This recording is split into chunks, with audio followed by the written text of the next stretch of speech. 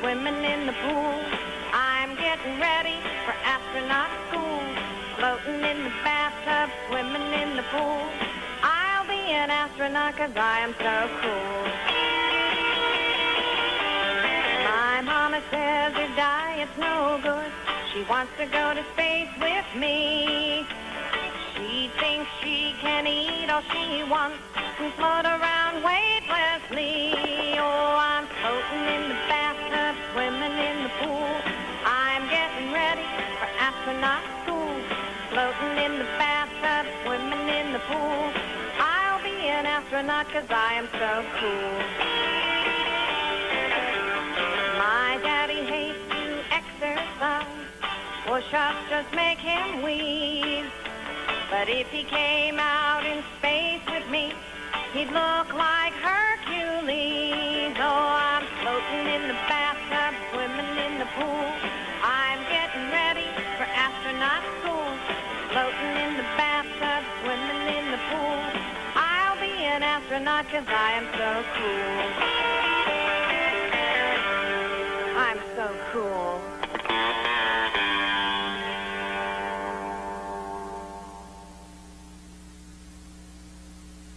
Columbia, Houston, good morning. Jim, that one was for you. That was Tanya Evitz-Weimer singing Floating in the Bathtub. I don't think we can add much to that. I think it pretty much says it all. Good morning. Well, good morning, Dan, and thanks to Mary Lee and the kids. Mike and I are getting up and we're going to be ready to go here pretty quick. Thanks.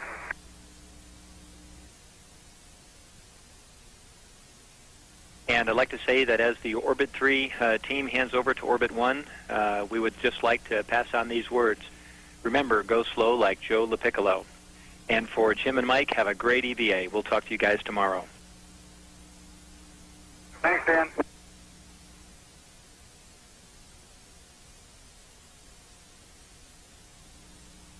And you can see that the telescope has begun its rotation to present the port solar array to the front of Columbia's cargo bay, setting the stage for its replacement in the early morning hours Tuesday, just a few hours from now, by Jim Newman and Mike Massimino. Again, they have begun to climb into their suits. Their suits have been checked out. Newman designated as EV3, Massimino as EV4. Again, Newman will be wearing the suit bearing the broken horizontal red stripes. Massimino bearing the suit with the barber pole red stripes. And Digger, we're on the middeck with Jim and company. Welcome aboard. Downlink television from the middeck of Columbia showing Jim Newman, a veteran spacewalker, again about to embark on his 5th spacewalk in his career.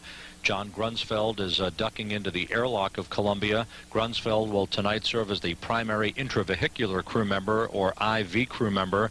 He will be basically the spacewalk choreographer at the aft flight deck of Columbia, making sure that Newman and Mike Massimino are on the timeline, that all of their tasks are moving ahead according to the checklists provided on board. And you're looking at Rick Linehan, who will be helping Grunsfeld as you see him helping Mike Massimino into his spacesuit. Again, Grunsfeld and Linehan conducted a very successful 7-hour, 1-minute spacewalk on Monday to replace the starboard solar array on the Hubble Space Telescope with a brand new rigid array. Again, the same procedures will be duplicated this morning by Mike Massimino, who you see in your picture, giving the thumbs up, as well as Jim Newman, who will be working in tandem. Again, Newman will be tethered as the so-called free-floating astronaut, while Massimino rides at the end of the shuttle's robot arm, which will be operated by Nancy Curry. You see the barber pole or candy stripe, broken diagonal red stripes on Massimino's suit. Newman will be wearing the suit bearing the horizontal broken red stripes.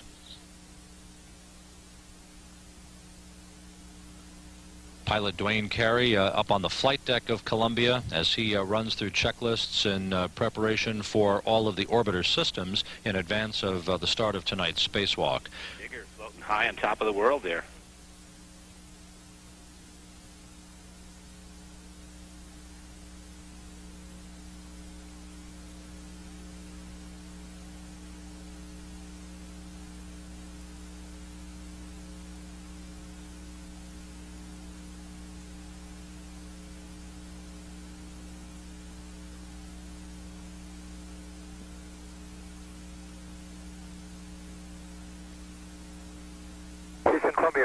TA.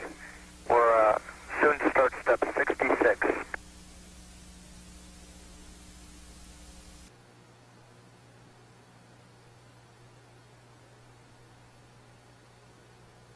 And the outer thermal cover now open.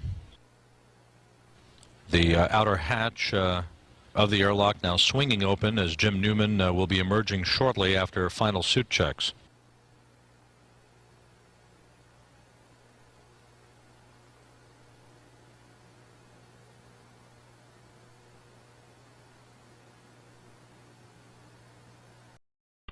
Okay, we're in daily setup. Airlock egress. Thermal covers open. Jim, egress the airlock. Okay, check my ass for you, Mike. Very good. Check my ass for you.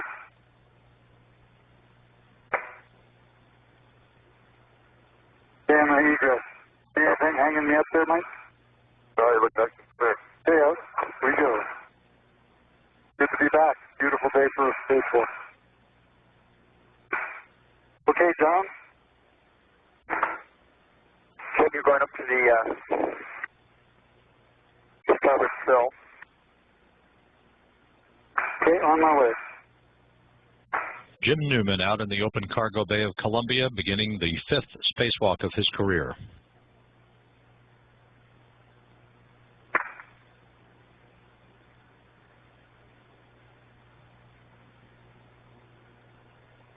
For details, we're joined now by our space correspondent, Miles O'Brien. Miles, it all seemed to go pretty smoothly. Yes, it did. The last spacewalk went well, and just about 24 hours after the first one began, spacewalk number 2 has just begun about 13 minutes ago. High above us, some 300 and actually about 500 kilometers above us, at a speed of about 28,000 kilometers per hour, although you can't tell that by looking at this picture.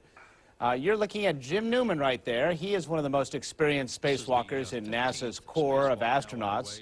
He's busy setting up the end of the 15-meter robotic arm, which will be used extensively during the course of this 7-hour spacewalk that lies ahead, which we say is just about 13 minutes old now.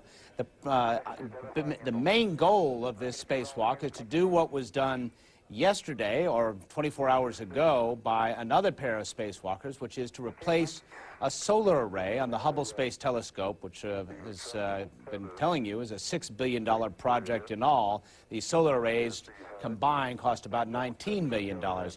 Take a note here. This is some of the tethers that are used. At any given moment, the astronauts are attached with at least 2 tether points just for safety. You don't want them obviously floating off and into the void. It can be difficult for the shuttle to go retrieve them, and it would certainly cause the astronaut to think about being a human satellite and what that involves. Check out the tools. That's essentially an astronaut tool belt as they get ready to do their work, kind of high-flying optical repairmen, if you will. Throughout the course of this spacewalk, we'll give you a sense of where they are as you take a look at this model. This is the Hubble Space Telescope depicted here. These are the new solar arrays that have been put on. They're a little smaller than the old ones. And this one, of course, just fell off. But basically what's going to happen is the spacewalkers are going to take this on in folded fashion and attach it on to the Hubble. And after that, they're going to be attaching a gyroscope, or putting in a new gyroscope inside one of the equipment bays here. It has failed, and those gyroscopes are critical to allow the Hubble to precisely point to some of the faint objects that it has been pointing at over the past dozen years since it was first launched, unlocking many riddles of the universe. So we're about 15 minutes in, and we'll be watching it all throughout the course of this spacewalk. Juanita? Miles O'Brien, it's Richard Quest in London. I do so envy you the ability to play with those toys. They don't give us anything to play with here in London. Very briefly, Miles, on a scale of 0 to 10, how difficult is this mission in terms of the great range of shuttle missions that we've seen in the past, with 10 being the most difficult? This is the 10, Richard. This is the 10. And while I'm playing around with toys, breaking Hubble models here, they certainly will put me on the mission. They're trying to do much more in a concentrated period than ever has been attempted in the course of spacewalks. Many of the spacewalks are using equipment and connectors that are just not designed to be used by a gloved hand in the void. So it's going to be very challenging. Okay, Miles, and just very quickly, I'm dying to know, did you put that model together yourself, and did you get it for Christmas? You know, I have a reputation at NASA for breaking models. They sent me this one. I opened it up, and sure enough, I broke yet another model. Okay, wonderful. All right, Miles O'Brien, thanks very much. We better check the weather now, I think. Indeed. Jenny's with us. Let's hope she doesn't break her model. No, nothing to break here, Rich. Mike Massimino now emerging from the airlock to begin the first EVA of his career. Mike. Okay. Looking good. Coming out.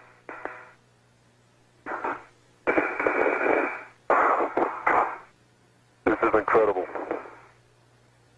Mike, welcome to the wonderful world of spacewalking. Thank you, John.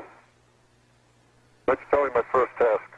Okay, first thing is for you to ingress the MFR, and you'll receive the MFR handle from Jim. Copy. When you have a chance, you can just pull on that safety tether. It might reel in a bit more. Wait till you get up on the arm. It's fine now. Go ahead and get up on the arm. Nice slow motion. Thanks, you're doing good. Thanks. Can you bring him with the handoff, Nancy? Oh, no, that's okay. He's fine there. I'll go to him. Yeah. You want me to come back forward? Actually, I'm thinking more of starboard. Okay, just let me know once he's in. You want to see that boot plate tether on the foot loop? I don't know if that's going to be a problem or not. You see that there? Oh, yeah. Use your left foot for now, and just put your right foot and don't put it all the way in. Okay. Yeah, we won't do that anymore. Yeah. And I think this is tilted all the way back. Is that correct? Expansion? Yeah, it looks like it. It's tilted all the way back. Okay, Jim, let me get it tether ready. Nancy, he's in, and I'm ready for... Are you ready for a little starboard there, Mike? Whatever you need. Yeah. Okay, how much starboard would you like? How about a foot? Coming your way. You call the stop. Yeah, he's got good reach, so he's got it now. I've got it tether right there. Let me check the gate. Stop. Gate is good. Hey, hold it there, Mike. Don't take it yet. I have it.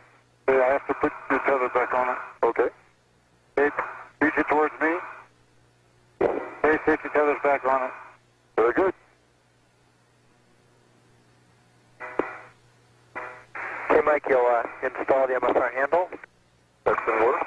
Jim, thermal cover. Okay. Airlock looks clean. I'm closing the thermal. Thermal cover's closed. Got the post tip in for you, Jim. Okay, on my way. My first task will be to take the slider off. Concur. Okay, John, you can probably see out the window. The handle is locked. Bug test seems to work. Space Telescope Operations Control Center has given the payloads officer here in Mission Control, Joe Cavallero, the green light to begin the change-out of the port solar array on the Hubble Space Telescope and its associated electronics box called a diode box assembly. Copy. We'll run the test plan. Fairly good alignment, right? Okay. You'll end up needing to take the forward part of it down, which is like a go off the view. Got it. That's good. And you need to go forward about 3 inches. 1 hour, 20 minutes into this morning's spacewalk. Newman and Massimino still running about 30 minutes ahead of the timeline. And that's good pitch, man. Keep it coming. Give me 2 more inches to the starboard. That's good for an ass. That's good starboard for now. Keep it coming. A little bit of that. Go on.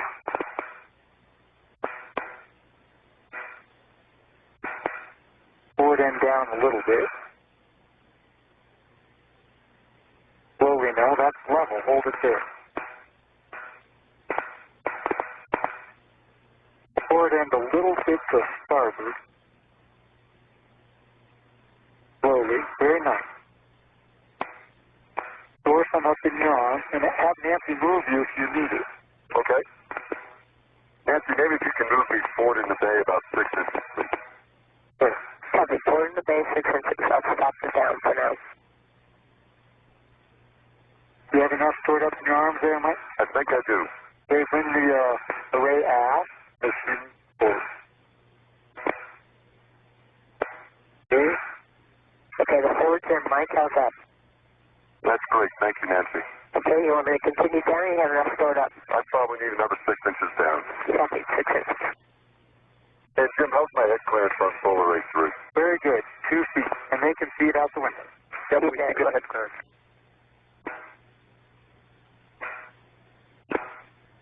Okay, about a half an inch aft. Hold it right there on the aft and forward. Now just take the forward end a little bit down. Forward end a little bit up. And the aft end, there, hold that. Okay, you ready? Ready. How's that, Mike? Great, Nancy. Thank you. Driving. One. 2. Push down a little bit. Again. Push down a little bit. 3. Then push up a little bit. 4. Good. Hold that. 5. Jim Newman driving a pistol grip tool to soft dock the port solar array to its mounting bracket on the port side of the rigid array carrier at the front of Columbia's cargo bay. Done. It will be further latched a short time from now after the changeout of the new diode box assembly on the port side of the Hubble Space Telescope and the installation of the brand new rigid array on that port side of the observatory as well.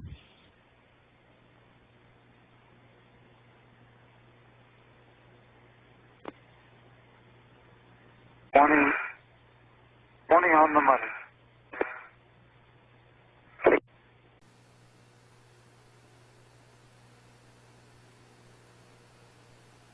That's Jim Newman making his way up the Hubble Space Telescope.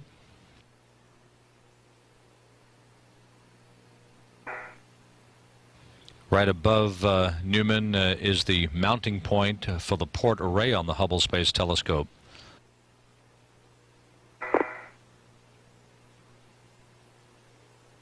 Those arrays are located essentially just above the aft shroud of the 43.5-foot long observatory. Copy. And the gate is jet. Thank you, Mike.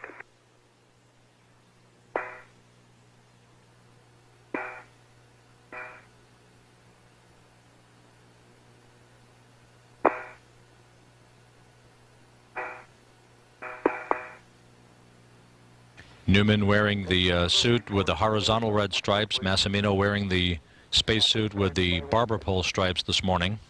Now 1 hour 35 minutes into the second of 5 spacewalks to service the Hubble Space Telescope. All stop, thank you.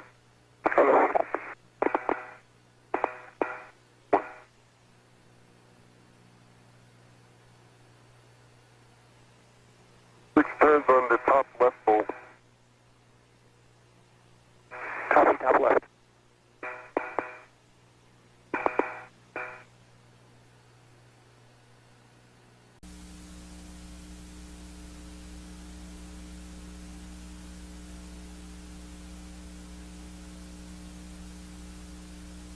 One, two, three. Jim Newman continuing to use his pistol grip tool, a high-tech screwdriver, basically weighs about 32 pounds here on the Earth, to disconnect bolts holding the old diode box assembly along the port side of the Hubble Space Telescope near the receptacle that you see in the upper left-hand portion of your screen, in which the new port solar array, the new rigid array, will be installed a short time from now.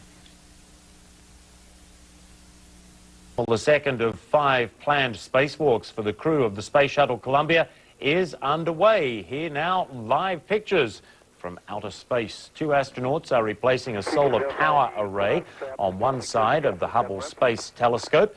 The array on the other side, they're like wings, really, that are solar panels and provide the power for the telescope. They are expected to give the 12-year-old Hubble 20% more power. On the ground, this solar array weighs about 640 pounds, each wing does. Once unfurled and locked in place in its open position like the pages of a book, the array is 25 feet long, about 8 feet wide. Each solar array will generate 5,270 watts of power, which is about 600 or so watts more than the old arrays, both of which have now been removed from the Hubble Space Telescope. Still looking great, Mike. Doug? This is the helmet camera for Mike Massimino as he very, very slowly rotates the array to align the mast with the insertion point, the installation point along the body of the Hubble Space Telescope where Jim Newman is waiting. Hard to tell from here, Mike, but it looks like it might be pitching down just a little. Jim, what do you see? I think it's okay for now. Good, thanks. Given his body orientation, he's pitched forward in the PFR a little bit, so he's doing great. Thanks.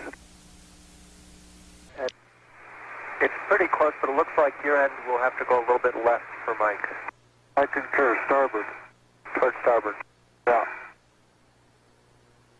Okay, you ready for that? We can wait a minute, or you can slide it in slowly while Nancy moves. Your call.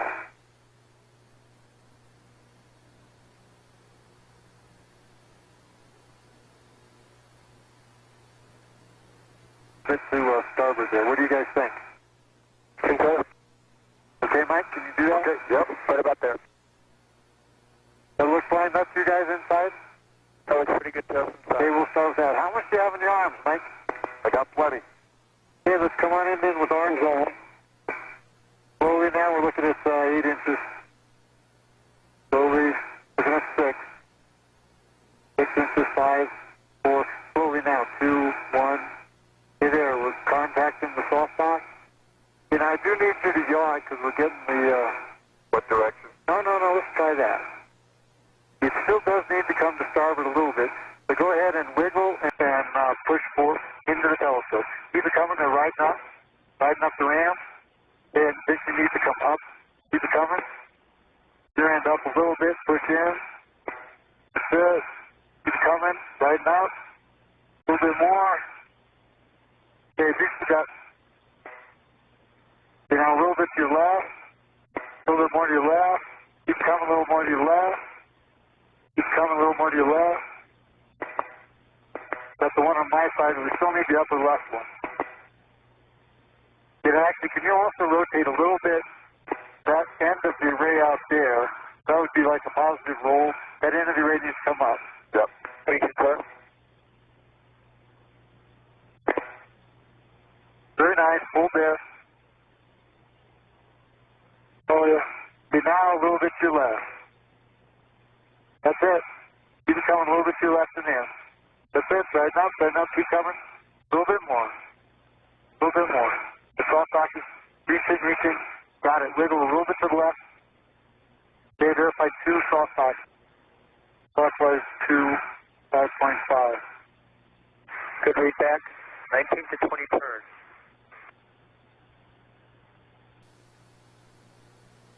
Newman now using a pistol grip tool beginning to engage the solar array drive assembly clamp to permanently lock that array in place. 1. Indicator's moving. 2. 3. 4. 5. 6. 7.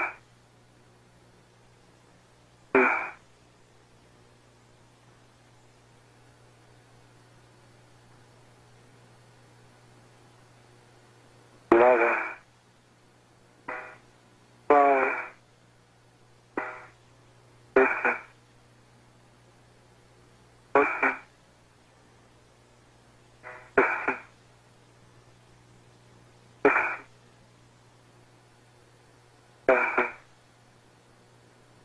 18, 19,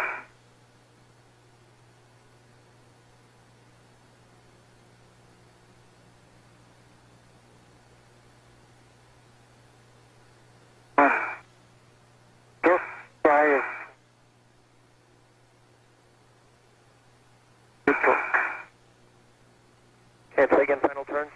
Just shy of 21. Good job. The solar array now permanently locked on to the Hubble Space Telescope. The observatory has 2 new solar arrays. I think we're here to go for connectors. Okay, I'm going to release them all. A short time from now, Mike Massimino, at the end of the robot arm, will be maneuvered back down into the payload bay to the rigid array carrier to begin work to permanently clamp the old solar array from the port side of Hubble onto its cargo carrier for the trip back home. I'm going to start it. Mike Massimino now at the rigid array carrier at the end of the shuttle's robot arm, ready to begin work to bolt down all of the latches that will permanently hold the old port solar array from the Hubble Space Telescope in that carrier for the trip back home. Meanwhile, a good view from Jim Newman's helmet camera of the mast, the base of the mast of the newly installed rigid array on the port side of Hubble as he begins to hook up electrical connections.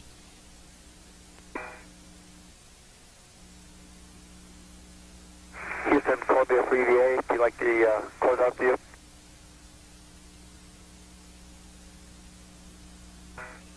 Affirmative.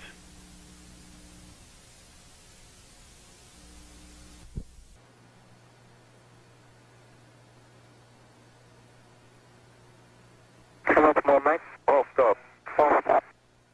Hey, John, I got the indicator aligned again. Here we go. Go.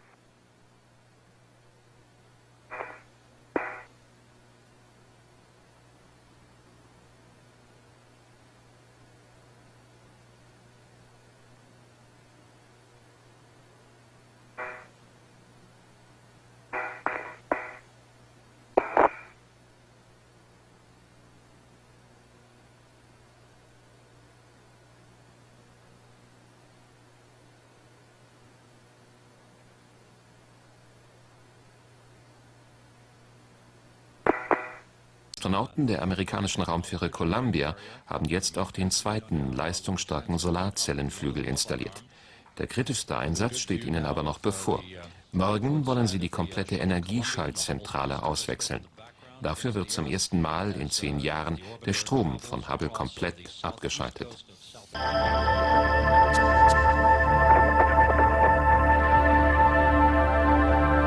And John, we concur, 7:32 next.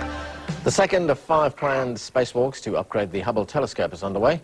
Miles O'Brien is following the arduous efforts of Space Shuttle Columbia's crew. Miles, thanks for joining us. Anna, we're about 4 hours into the second spacewalk, and so far so good for this second pair of spacewalking astronauts.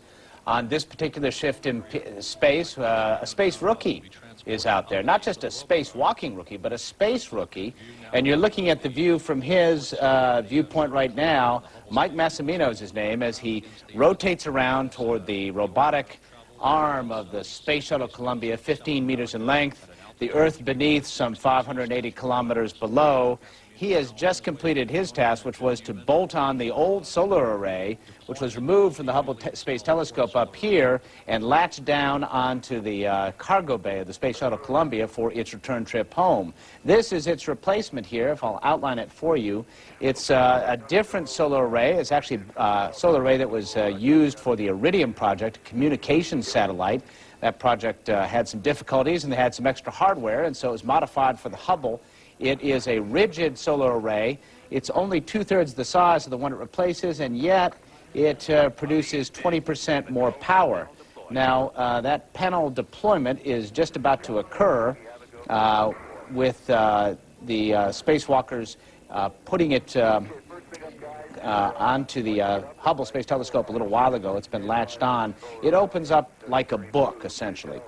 They did have some difficulties with the latching on that old solar array into the cargo bay of Columbia. Interestingly enough, the same thing happened 24 hours ago when the previous team of spacewalkers was out there conducting similar work, the mirror image job on the other side of the telescope. Let's take a look at some of the pictures which have been fed down throughout the course of this 4-hour spacewalk so far, 6.5 hours planned.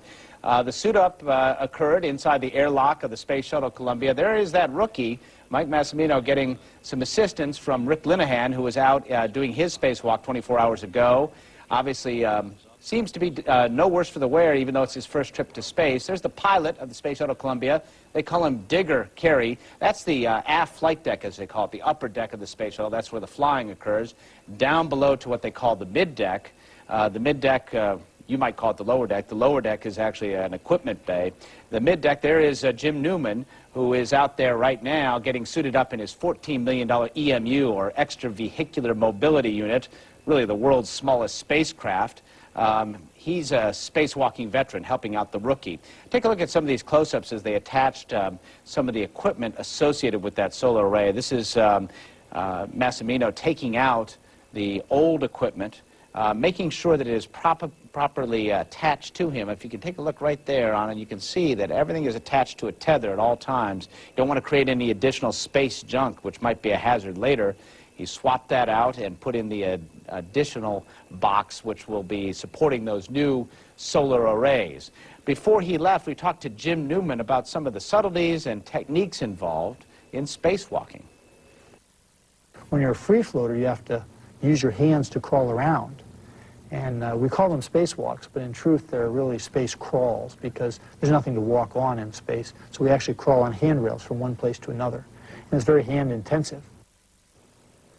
All right, that's spacewalker Jim Newman, who's now in the midst of his 5th spacewalk. He's had some experience outside the International Space Station and now is getting a stint outside the Hubble Space Telescope. The mission of Columbia to repair and actually upgrade the Hubble Space Telescope so far going well. The most critical spacewalk occurs about 24 hours from now. Anand? Thank you, Miles. Thanks for the update there. And that's where we have to leave it. Back in a moment with the headlines. Can you read my steps a bit ahead? I want to make sure I remember that why I'm doing that reconfig. Sure, Jim. We got a reconfig in the 8 to kilo for you, and a reset in the HST PFR. Right, okay, and then I'll just do the brake release, and that'll be it. That's right, Jim. Okay, thanks. Nancy, can you play my boot plate and stanchion position, please? Yeah, boot plate 0, stanchion 180. Thanks. And Jim, one caveat, and this probably won't be needed, but just in case, you might be required to help Mike with the pedal locking bolts, too. Right.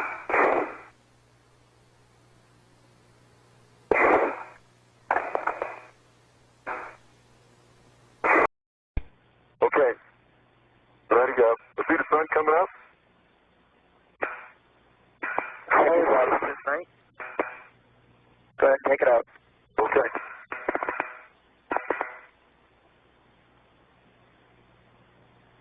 Okay, it's coming out now. Good job.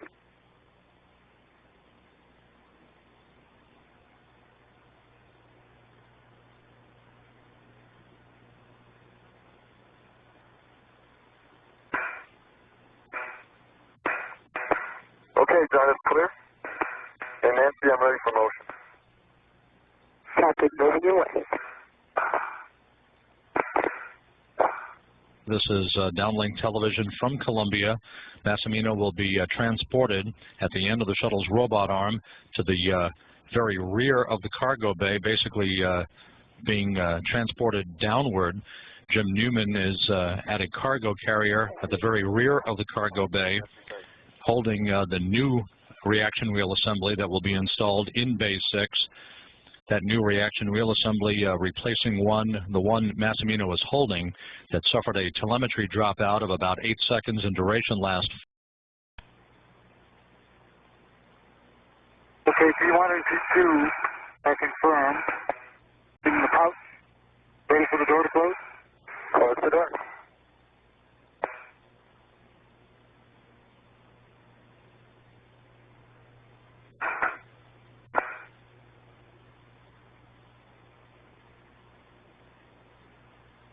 Okay, John, it's in.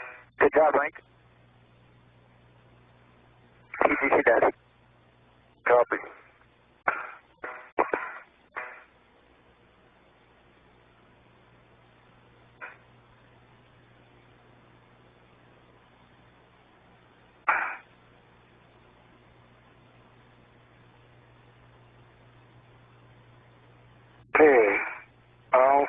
3. Clockwise 3. 1.5 is go. Okay, thanks. Stable, 5 turns. Left.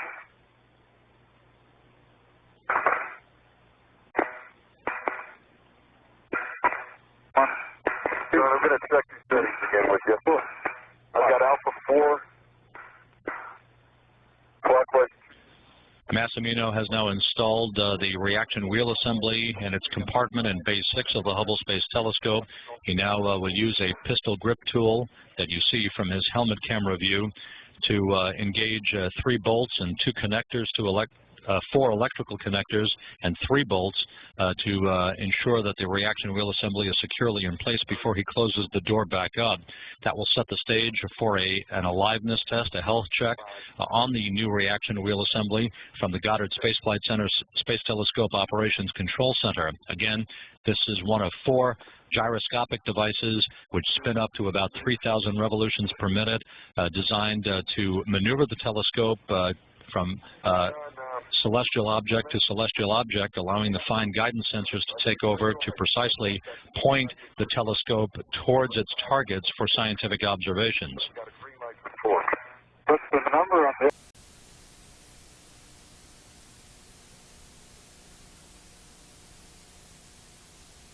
thing? The serial number is heads up. Because if it is, I have it in the right orientation.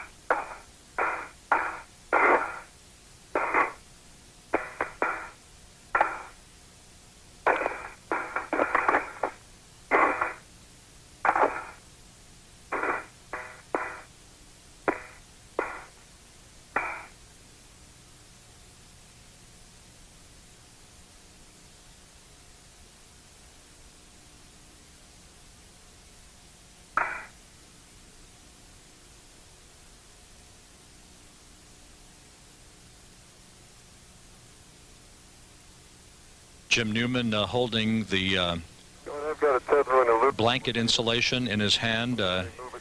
Mike Massimino is at the end of the shuttle's robot arm, just below Bay 6 of the Hubble Space Telescope. Jim Newman has retrieved the blanket insulation panel from the second axial carrier in the middle of Columbia's cargo bay, and will be handing it off to Massimino a short time from now. Again, that new insulation panel will provide a greater capability to keep the instruments in Bay 6 thermally protected. The Hubble Space Telescope, of course, has been orbiting the Earth for almost 12 years now, and some of its insulation is requiring a bit of a refurbishment, so this is a task of opportunity. It was not required. There was no need to do this had the opportunity not arisen, but since the astronauts continue to run ahead of schedule, time is permitting a couple of extra tasks, including the installation of this blanket panel. I'm moving away. Back with downlink television from Columbia. This is a helmet cam view as Mike Massimino continues to work with Jim Newman. Massimino on the, this is Massimino's helmet camera, Jim Newman on the left, as they continue to apply lubricant to the very lower aft shroud door latch. This on the doors within which are housed the NICMOS instrument, the near-infrared camera and multi-object spectrometer, and the Space Telescope imaging spectrograph. Mike Massimino on the end of the shuttle's robotic arm. This view from his helmet camera as he's maneuvered along the payload bay by mission specialist Nancy Curry, who's in the aft flight deck. You bet, that's fine. And when you do come back on the extension 0 boost light zero.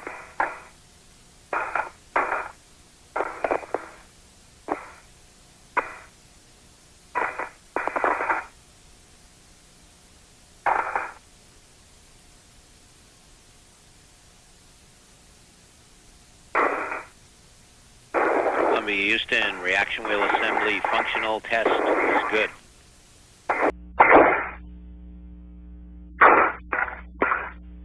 Houston, Columbia, thanks for the words. Did you see it in orbiter rates? Okay, Don, you ready? Mike, I am ready. Looking at the front. contact call telling the crew the reaction wheel assembly that they installed is working as advertised. Spring socket. See an MTO. I see looks like a 2-inch socket. I see full paddle. I see a large full paddle. I think that's the one we started with. The port solar array that they installed has also passed its initial tests. I see a door extension. I see an O tether. The door extension's on an integral tether. I see an O tether on an integral tether. Be nice. Yes. A second day of work in space for a second pair of astronauts from the Shuttle Columbia. Astronauts Jim Newman and space first-timer Mike Massimino are nearing the end of a long day of repairs. They're replacing a second new solar array on the Hubble telescope to match the one put on Monday. The most important work is still to come, though. NASA will electronically command Hubble to shut off its power on Wednesday, and later astronauts will try to add a new imaging camera 10 times stronger than the one currently in use. Hubble aufgerüstet. Das Weltraumteleskop strotzt wieder vor Energie. In bester Laune machten sich die Astronauten zum zweiten Spacewalk auf und brachten auch den zweiten Solarzellenflügel an. Doch der heikelste Teil der Mission kommt noch. Um das elektrische Herz des Teleskops auszutauschen, muss erstmals der Strom komplett abgeschaltet werden. Hubble umkreist seit 12 Jahren die Erde. Very good. Early on, Mike, just remember to go nice and slow. Thank you. High above the Earth, astronauts were busy repairing the Hubble Space Telescope. Their latest job, attaching another 8-meter solar wing, just like the one they installed on Monday. The new wings are covered with ultra-efficient solar cells and could boost energy output by more than 20%. As for the astronauts, one said, "It's a beautiful day for a spacewalk," as he left the comfort of Space Shuttle Columbia and ventured into space for the first time. Well, good morning, everybody, and welcome to another successful day following the second spacewalk on this flight to the Hubble Space Telescope. Here to tell us all about it, to my right, Brian Austin, once again, the lead flight director for STS-109. To his right, Preston Birch, joining us again, the Hubble Space Telescope program manager from the Goddard Space Flight Center. New to the dais here, but not new to the program, is Dave LaCrone. He's the Hubble project scientist, also from the Goddard Space Flight Center. And Dana Weigel joins us also today, the lead EVA or spacewalk officer for this mission. Again, we'll hear from all four, and then we'll throw it open for questions, and we'll start with Brian. Thanks. Well, good morning. Today we completed EVA-2. Our objectives were all met. We replaced plus B2 Solar Ray 2 with the new beefier Solar Ray 3. We also, at the back end of the EVA, changed out the reaction wheel number 1. That all went well. The EVA ran 7 hours and 16 minutes. Throughout the day, I'd like to really give accolades to our team and the team up at Goddard and the stock flight control team here in Houston, our EVA team. From my vantage point as the flight director, when things go well like they do, you can sit back as a director like of an orchestra, and when things are going well, the music kind of plays itself. And I think that's really what it felt like. And you're back there directing a 50-piece orchestra while you're trying to choreograph it, as it seemed like today, to a couple of synchronized swimmers. And it really, really went well. Everybody was on their marks, doing everything well. We got ahead late in the EVA, or as we progressed through the EVA, we were able to get a couple of get-aheads done. That bought us back some time and again some margin toward EVA-5, so that's really really good as it sets us up toward the end of the mission and really closing out the show. But everything went really well today. Tomorrow's day is again picking up that pace a little bit more. The PCU, the power control unit, will be changed out tomorrow. That's scheduled to be a 7-hour EVA. Built in a little bit of cushion on the time and that duration, but we think that's about the time we think it should run. Pre-flight, we were planning to go out an hour earlier than these past 2 EVAs, just to get us out there and underway. As it's turned out, as you probably noticed, we haven't been going out early on these first 2 that we thought we might get out early. Just the crew's morning from wake up, getting things cleaned up on the mid-deck, getting in their suits is really taking that full amount of their time. So we're expecting them to go out the same time tomorrow. So you can expect an out-the-door time roughly at 12:30, I believe, Houston local time. But again, tomorrow's, I think, again, continues and picks up that pace. We'll be excited. And again, I I fully expect to sit back and listen to a well-oiled machine press through the day. Preston. Okay, thank you, Brian. Yeah, we had a spectacular EVA Day 2. I can tell you everybody on the Hubble program is just absolutely thrilled at the performance of the crew, how well they've done. The observatory is doing great. As Brian mentioned, we changed out the solar array. In addition, we've done the aliveness test for it. Everything checked out perfectly fine. We'll be doing the functional test later on today. In addition, the reaction wheel assembly number 1 that was exchanged, the AT, the aliveness test, and the functional test were both accomplished, and the wheel is checked out fine and is doing very well. We did some work getting ready for tomorrow's change out of the PCU. We did a little work on bays 2, 3, and 4. Bays 2 and 3 have the batteries in them, and bay 4 is where the PCU is located. We've done some preparatory work for getting those bays open so that we'll spend less time tomorrow on that and more time working on the actual task of changing out the PCU. Brian also mentioned some of the get-ahead stuff we did. On bay number 6, we installed one of the Noble blankets, the new outer blanket layer, to improve the thermal performance in that bay. And the F-shroud latch on the NICMOS instrument, where we'll be going in to install the part of the NICMOS cooling system. We did some work on the latches there. We found out that latch number 3 worked fine. That was one of the suspect latches that we were concerned about. Latch number 4 did jam after about 4 turns, and we've installed the F-shroud latch repair kit on that, so that's one less thing to worry about on EVA Day 5. Overall, I'd have to say we had no surprises, no issues, and I think it's an excellent example of how hard work pays off for all of us that have worked so hard for this mission. Now to tell you why, from a science perspective, why it's important to change out the PCU, I'd like Dave Leckrone to say a few words about that. So, Dave. Thanks, Preston. Yeah, in 1993, we like to say we performed eye surgery on Hubble to correct its poor vision in the first servicing mission. And then in servicing mission 3A in 1999, we successfully changed out the central spacecraft computer of Hubble, and a lot of us referred to that as brain surgery. And I guess carrying this analogy to tomorrow's activities, you could say that tomorrow Hubble gets a heart transplant. And you can think of the PCU as kind of the central pump that circulates electricity through the spacecraft. I don't want to carry this homely analogy very much farther than that, but in a sense that does describe our attitude and approach and feelings about what's going to happen tomorrow. The 2 doctors, John Grunsfeld and Rick Linehan, who are going to be performing this surgery, have studied hard, trained long and hard, and are probably the world's most skilled surgeons for this particular kind of operation. But despite that, of course, any major surgery entails a certain degree of risk. And that will certainly be the case tomorrow, a certain degree of necessary risk to do a necessary job. And I thought I should spend a minute or two explaining to you from the scientist's perspective, the perspective of people who use Hubble, why that risk is worth taking. The PCU has been with us since Hubble was first launched in 1990. It's roughly 12 years old now, and it's had a number of gnawing problems all these years that have given us a little anxiety from time to time, and which we've sort of had to nurse along. And there's one in particular that is particularly threatening to the future science capabilities of Hubble, and in my view, is the most important factor going into the decision to change the PCU out. And the technical term for this is the bus bar fault, and what that really means is there's a piece of metal that is physically attached to structure within the PCU that's held down by 1 or more screws.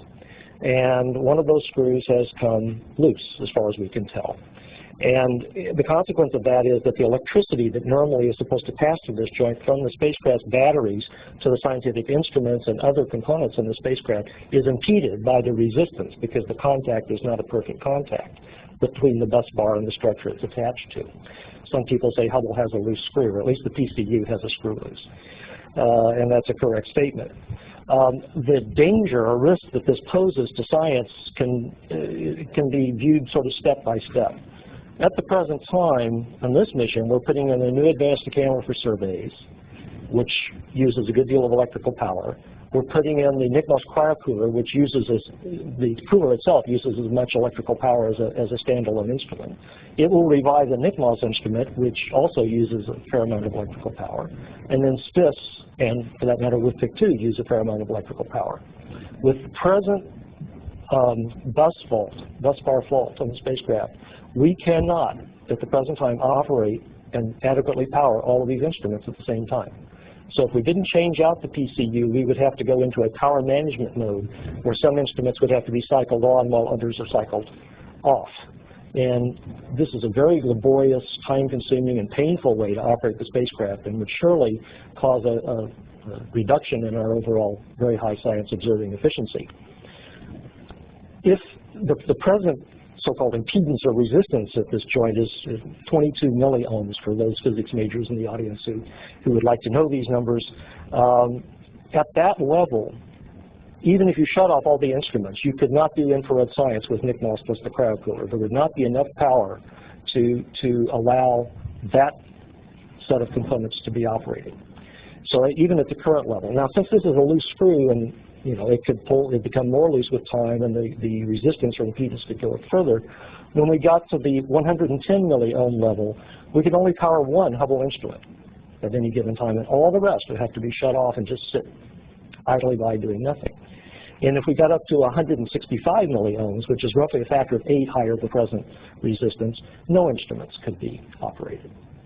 And if you want to really get scary, if you get into the sort of 2 ohm to 4 ohm resistance level, which means the screw has come really loose and the thing is just sort of sitting there, barely making contact at all, then potentially if we went into one of our safe modes, our hardware safe modes, 2 of our batteries would overheat and potentially could rupture, and that would be just catastrophe. So I think you can see that there are strong scientific implications for failing to correct these problems. And therefore, as with any beloved relative, you're worried about sending them in for bypass surgery or even a heart transplant, but you realize that the risk of not doing it is severe. And in this case, the risk of not changing out the PCU is severe. And so that's why we're doing it. Pass it on to Dana. Both suits performed well today. We did have one tool problem.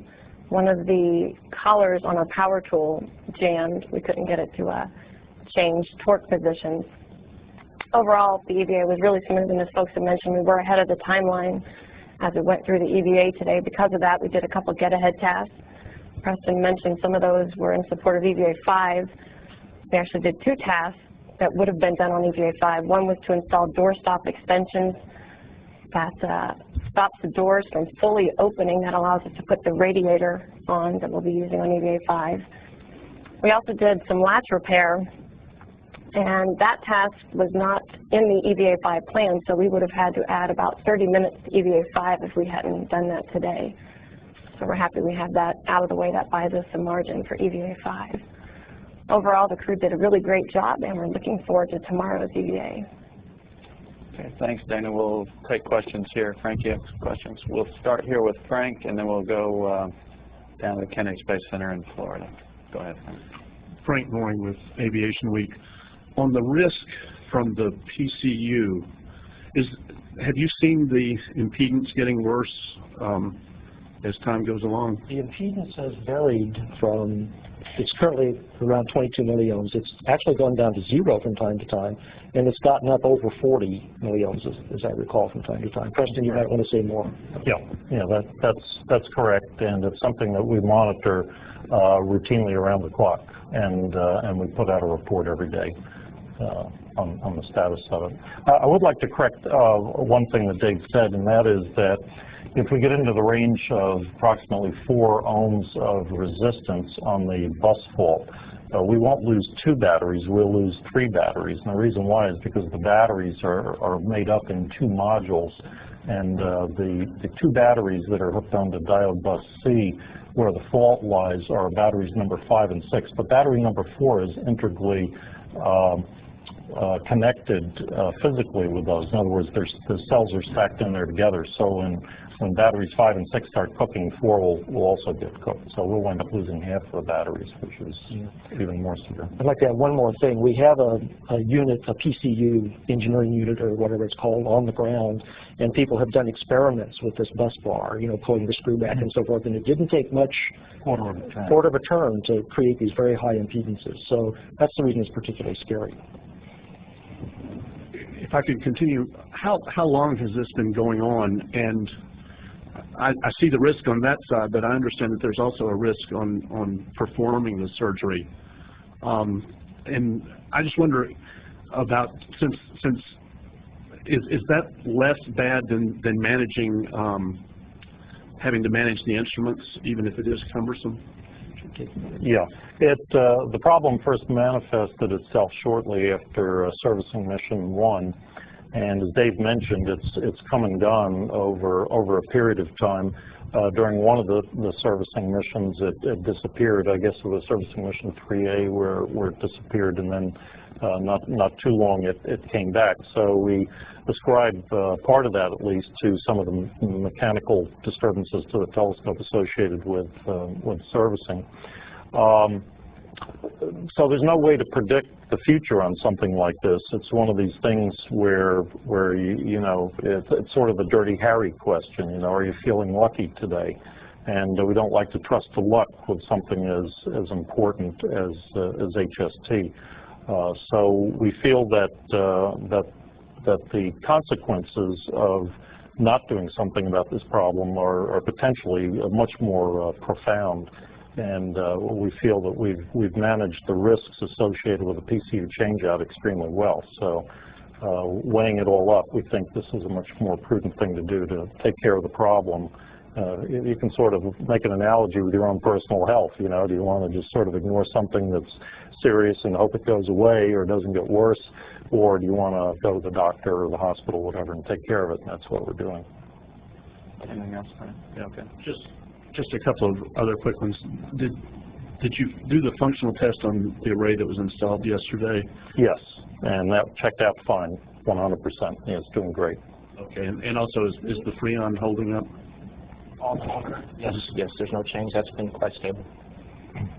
Any other questions here? Okay, let's go down to Florida to the launch site for questions there, please. Bill Harwood with CBS. A question for Brian.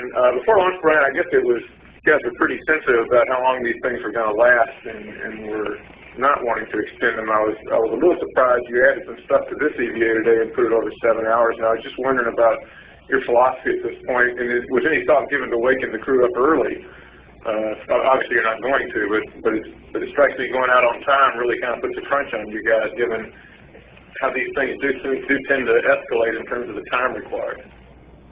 Well, it is, and it's something we need to manage in terms of if it's a get-ahead, what that get-ahead is buying us back, and then just making sure that's the right investment. And at the time, we were late into the EVA, and basically early on and throughout the EVA, we were running ahead on the predicted finish time, and saw a couple opportunities. In fact, the Noble, which was maybe one of the more visible ones you saw, since you saw the astronaut carry the large sheet of MLI, that one was really at no cost to the EVA time. That was done totally in parallel with some other work that was going on with the other crewmen. In fact, that we took an opportunity to let that be done with the free floater instead of how it would have normally been done with the RMS crewmen. So that one was really not a cost today. What we did was, going into ahead of time toward the end of the day, our judgment was to take a few extra items that would again be an investment and cut back on some risk on EVA 5, and it should have still brought us in roughly on time.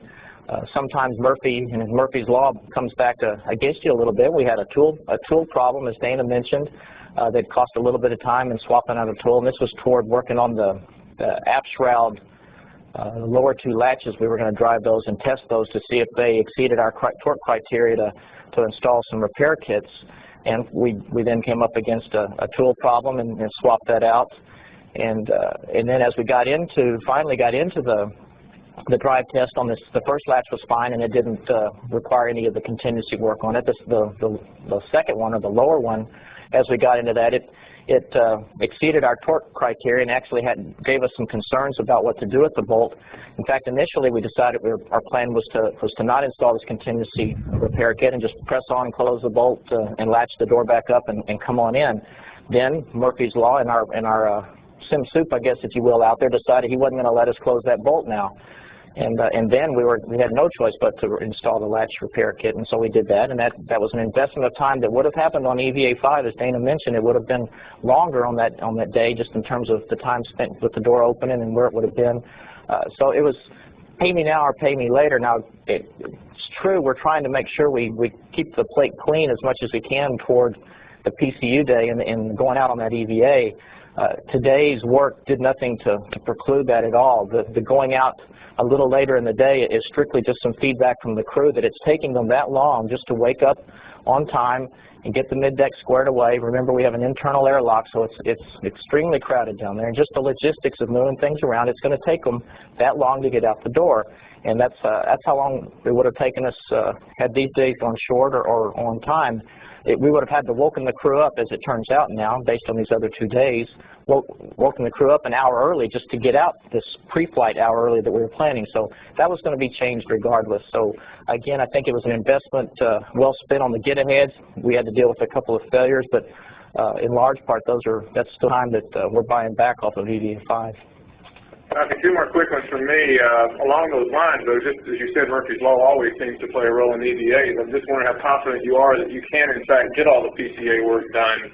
And that I know your bookkeeping, I think you told us pre-flight 30 minutes of pad time in there, but it's hard for me to believe that you'll actually finish this thing in 6.5 hours or whatever it is. I mean, how confident are you can pull this off? Well, I think each of the days have shown that the pace of the crew from a nominal schedule is exceeding and running shorter than our pre-flight plan. And each day we were running shorter than what we were bookkeeping, and then we did some extra work or had some things crop up, and we were able to, in a sense, take advantage of that moving ahead and using that get ahead margin time, and then to consume that back out, maybe running just a tad long. We may see the same thing tomorrow. I wouldn't be surprised if they get out there, get ahead early on, run up against some challenges at times that kind of pulls us back to the norm, and then move on through the day. Again, we've got some additional buffer on the back side of it, of the PCUs and the connectors from our protection, if you will, of uncertainties that gives us a really good chance of holding true to our pre-flight predictions. But you know, what the dice roll and what the failure that happens for that day that we can't protect for, that could be there, is just something we'll deal with. And I think the team has shown a tremendous resilience of responding quickly. The EVA team, you just don't, I'm sure you recognize the volume of expertise that's behind Dana and with the HST team that she's listening to and working with. That's quick to respond to recommendations from the crew as we're following along with them. So I'm very confident that whatever we're dealt with, we'll be able to respond and move right along. And just how long the day runs is just how it's going to become. But I'm confident. I think it's going to be pretty close to as we're planning. Thanks. And the last one for me, I promise, and it's for Preston or maybe Dave LeCron. You know, you guys have pretty much convinced us, I guess, during other briefings that the change-out probably doesn't make you as nervous as the moment when you flip that switch and turn the power on. And I've heard lots of analogies about light bulbs glow when you turn them on and that kind of thing. What do you see in all your testing? Preston, you told us that you powered all of these things in your test rigs repeatedly, and they always come back up. I mean, is there an analogy for this? I mean, you're obviously confident it's going to work, or you wouldn't do it. I'm just trying to get some sense of what the fear factor really is. Well, there is a bit of the unknown, as Brian has just been talking about, in terms of how things go.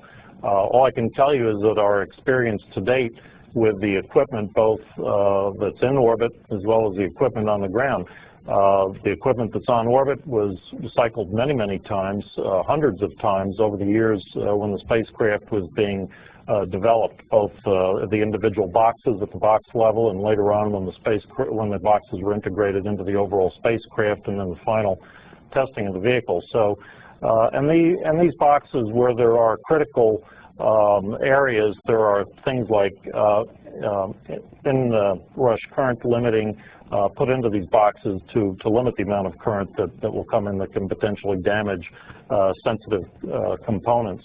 Our spare equipment on the ground, we've cycled literally hundreds of times, some probably thousands of times at this point, in our electrical replica that we have of Hubble on the ground. So we have not had these kinds of failures. Everything has worked very well to date. So I think the chances are extremely low that we're going to lose any equipment. The other thing to remember is that Hubble has tremendous redundancy. I mean, we've got at least two of just about everything on the vehicle.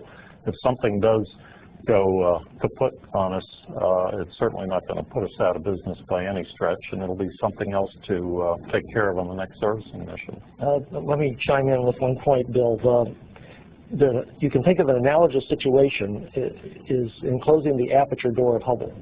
And years ago, when we first started servicing Hubble, or when Hubble would go into safe mode and the door would close, we would agonize. If you close the door, will it ever open again? It was sort of like a bad nightmare. But the point of fact is that that's an example of a system with multiple redundancy built in it that has worked every single time. And so the psychological fear factor has diminished tremendously over the years. And I think it's a very similar technical situation to turning the power on and off. This is Steve Steislaw from Florida today. I was wondering, with the 36 connectors that you're doing, have you been able to tell at all from the condition of the telescope whether or not any of those connectors might stick? I believe, let's see, the box that most closely relates to the change-out of the PCU is one of the data interface units, DIUs, that was changed out on servicing mission 2. That box had 20 connectors on it. And yes, we had one or two connectors that were a little bit sticky, as I recall, in trying to get them loose.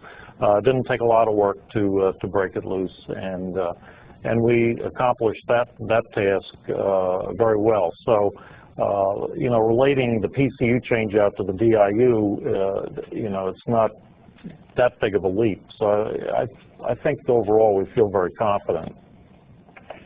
Thanks. And speaking of feeling confident, do these two successes the past couple of days increase your confidence going into tomorrow?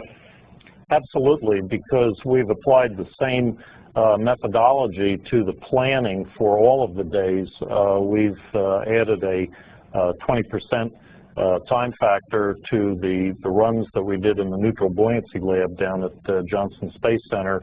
And as Brian mentioned, we also have an additional, or somebody mentioned, we have an additional half hour put onto the PCU day. So it's been planned very, very conservatively, and there's been tremendous emphasis put on refining the techniques and tools associated with that day. And I probably should defer to Dana on this because she knows a heck of a lot more about it than I do. But I know that the crew and the engineers associated with this thing worked extremely hard. I mean, this is the thing we've done the most work on far and away. So I think we feel very, very good about it going into EVA Day 3.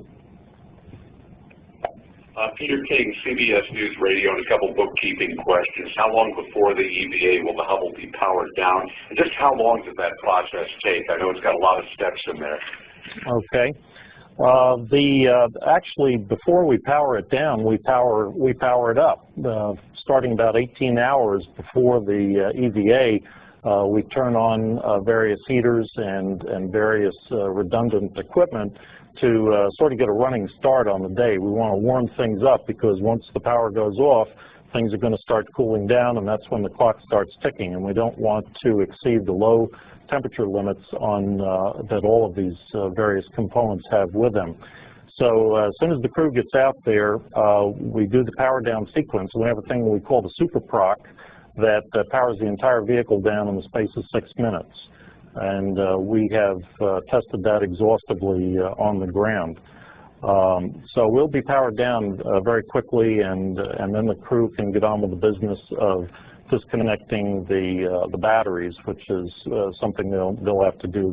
They go into I think it's bays 2 and 3, and physically demate the batteries to dead face the PCU, and we will disconnect the solar arrays by commanding the diode box assemblies. And we'll do that, of course, before the power down, and then we power down the external power.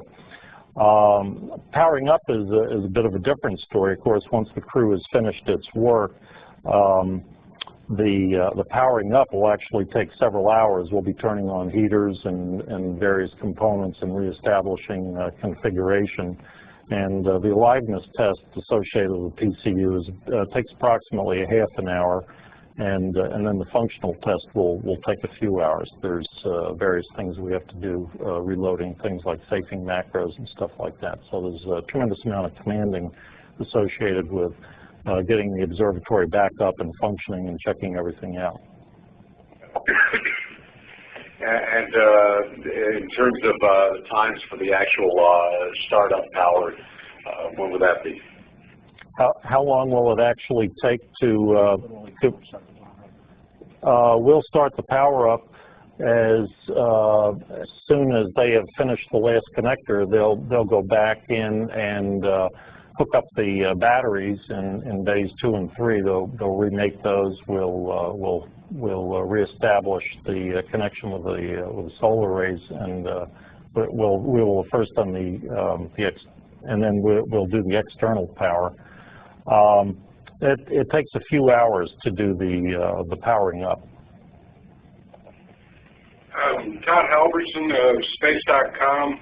Just to follow on to those, I'm wondering if you have either an MET or a Central or Eastern time for when the power down would occur.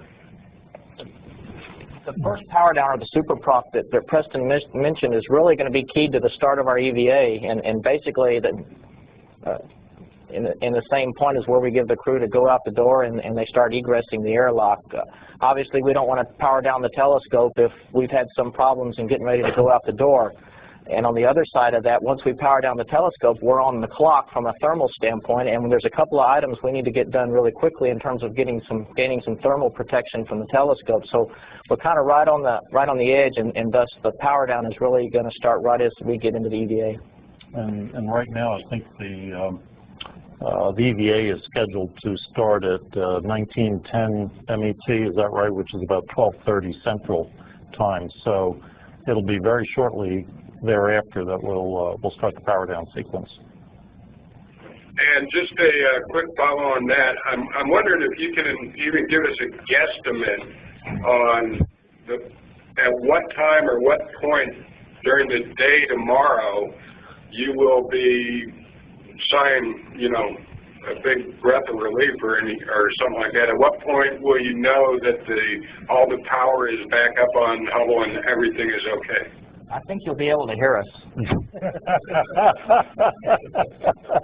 Yeah, all the way from Florida.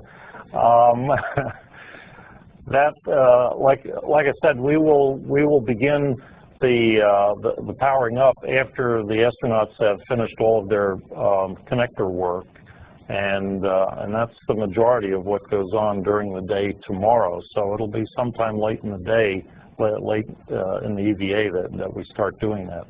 We don't have to wait till for the various cleanup activities, closing doors and stuff like that. But we'll be starting up very close to the latter part of the EVA. And like I said, it'll take a few hours to do this because we don't just flip everything on all at once the way we do with shutting it down. We have to be careful and evaluate things as we turn them on.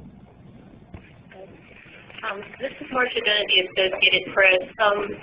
I'm wondering, is there any idea on how Hubble's screw got loose? Yeah, we know how it got loose. We did our homework on that.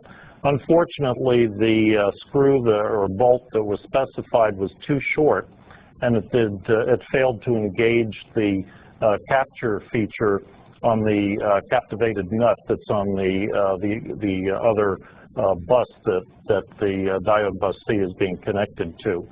So we were able to trace that down, and we also saw that on the backup unit. So that's been corrected.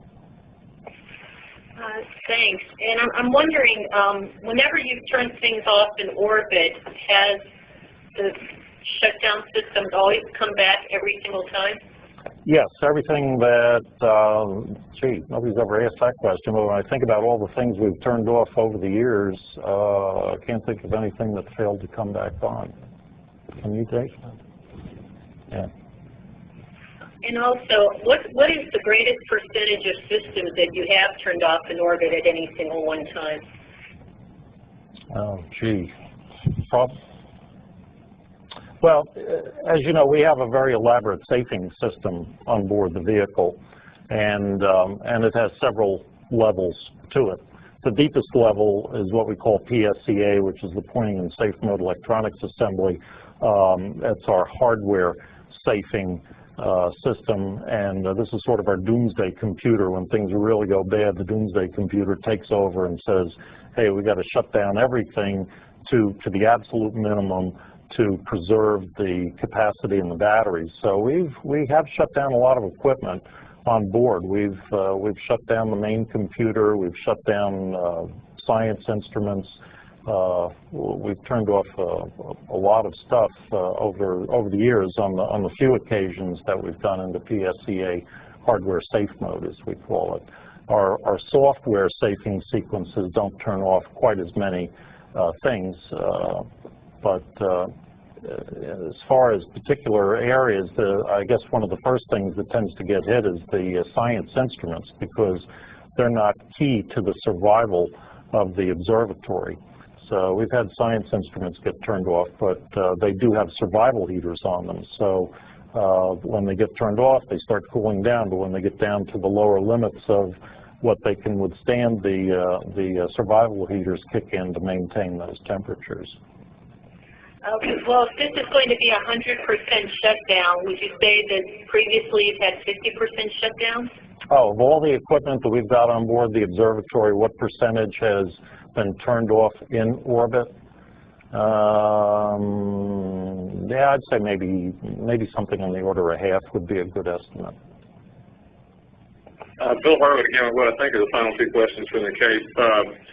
Preston, I can't remember if it was you or someone told us that from the point you powered down, your thermal clock, conservative as it is 10 hours. Is that correct? That you need to start the power up procedure? It's actually closer to 8 hours, but we've got some margin in there. We've got at least probably a couple of hours of margin in there, and there's probably there is conservatism built into some of the thermal numbers in the boxes as well. So if need be, we could probably push on a little beyond that as well. But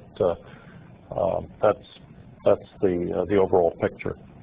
Thanks. And I guess the last question is, I was sitting here trying to think how I was going to write about the bus bar and describe it, and I realized I really don't have any actually idea what it is. Could you just describe to me what the fault is in terms of how you'd explain to a layman what the actual issue is? Yeah, it's really quite simple. The 6 batteries are divided into groups of 2, and batteries 5 and 6 are connected to something called diode bus C. So you can just think of it as a strip of metal that these 2 batteries are connected to via relays, and then that bus in turn is connected to the main electronic buses or electrical buses that exist in the observatory, and there are several of those. So it's the mechanical connection between this one bus that connects the 2 batteries and another strip of metal that connects that bus to the other buses within the observatory. So it's just a simple bolt, and with a nut on one side that's held in place, I believe, with a couple of rivets. And does that make sense? Can you visualize that? Well, yes and no, but I mean, the bolt coming out, I don't understand. Is the little strip of metal not physically in full contact, I guess, is what I'm hearing you tell me. That's right. The bolt has backed out, and so these 2 strips of metal, the diode bus C and the other strip of metal that connects the other buses, is making poor contact, and the amount of contact or resistance is directly proportional to how tight that bolt is, and the fact that the bolt is backed out a little has made the resistance go up.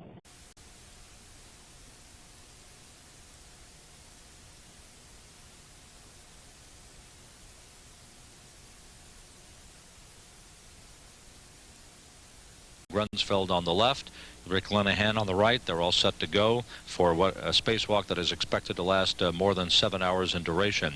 These direct power converters basically route the power from the power control unit itself to all the various systems of the telescope. The powering off of the so-called DPCs will set the stage for the expedited powering down of all of the hardware.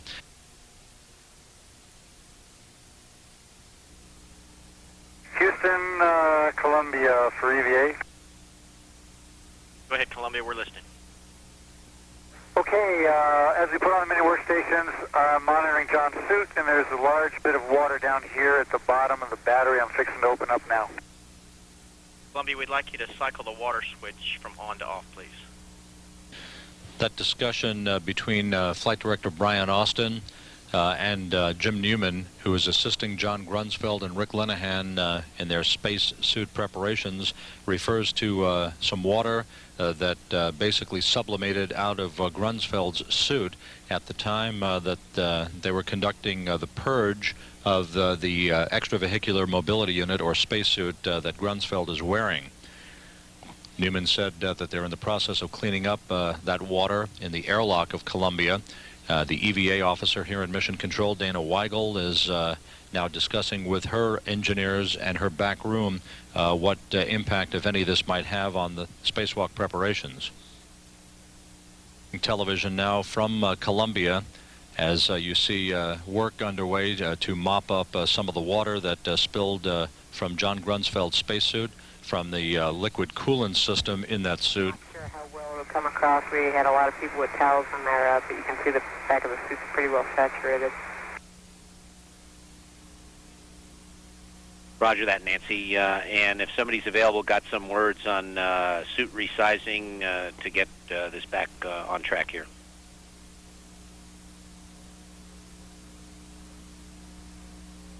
Okay, Mary, you understand we're going to get ICB 2027 from MF43K Volume D. But they're going to move on to a resize on page 12-21.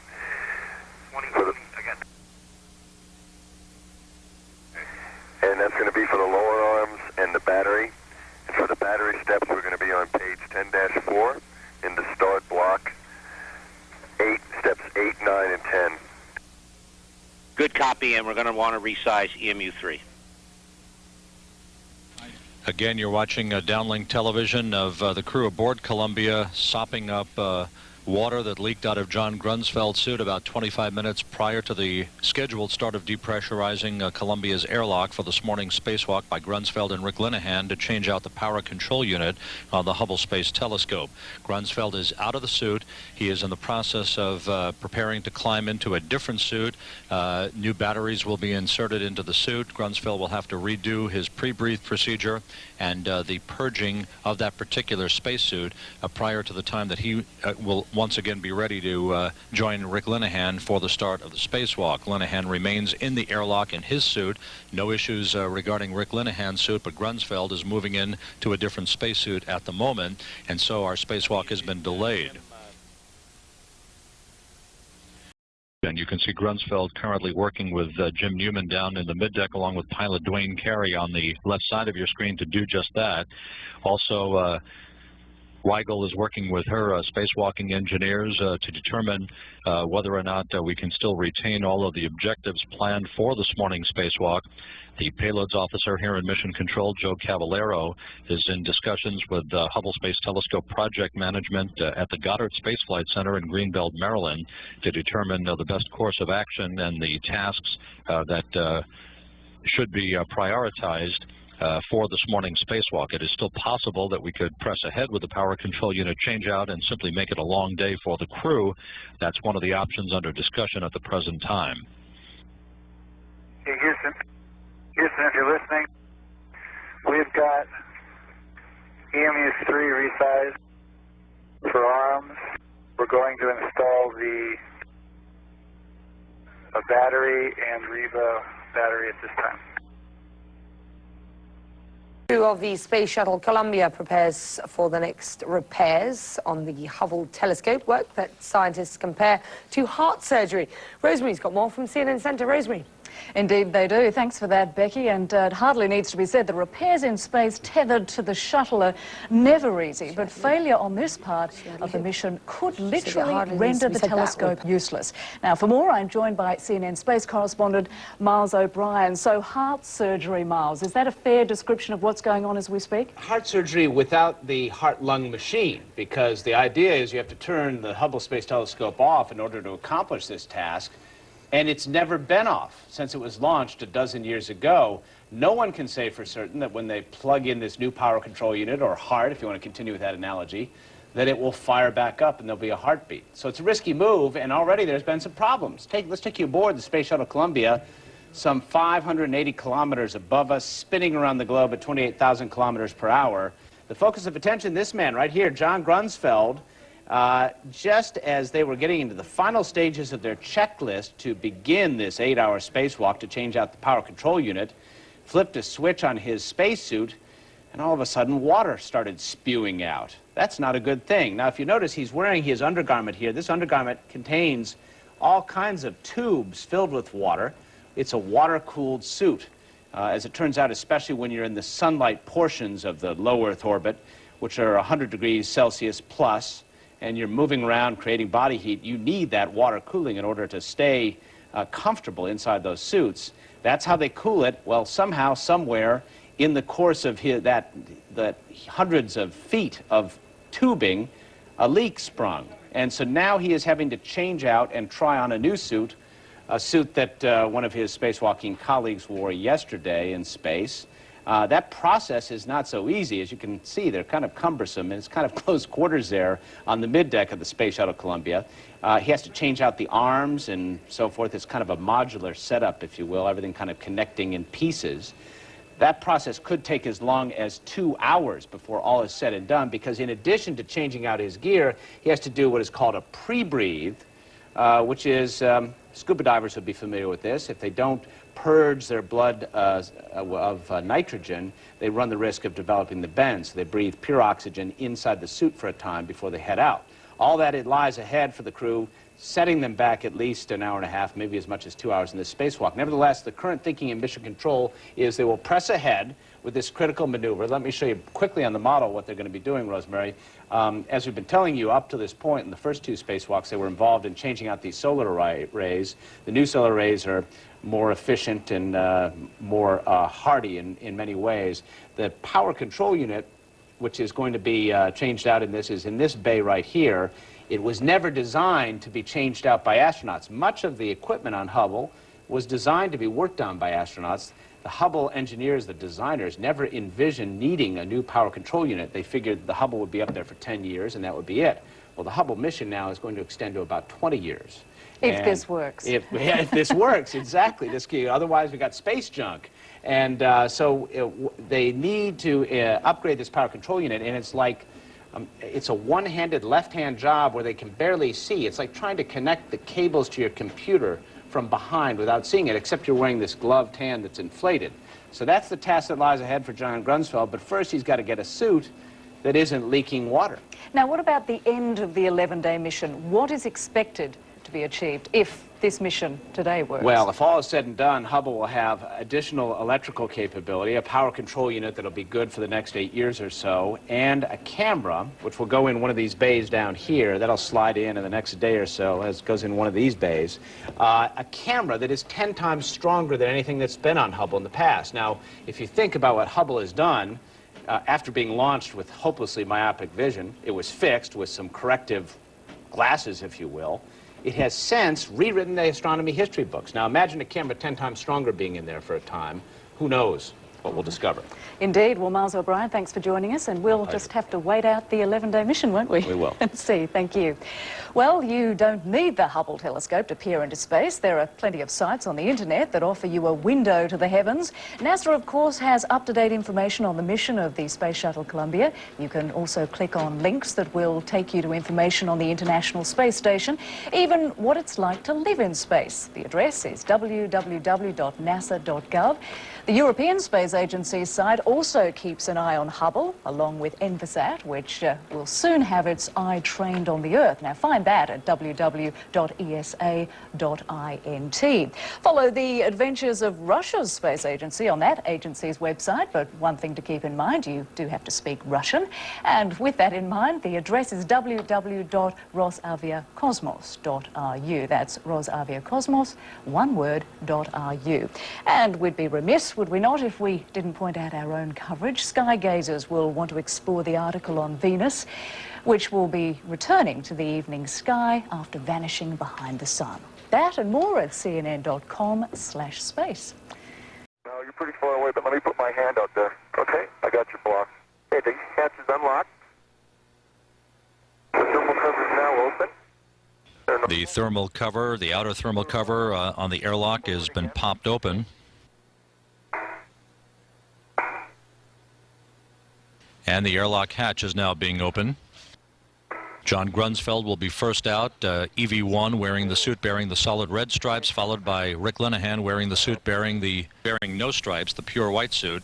This will be Grunsfeld's fourth spacewalk, all in the servicing of the Hubble Space Telescope, the second spacewalk for Rick Linehan. Nice work, John. Okay, we got it.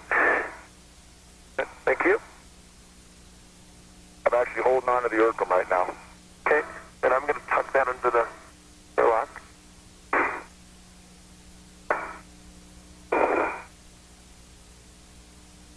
Looks good, John. Thank you.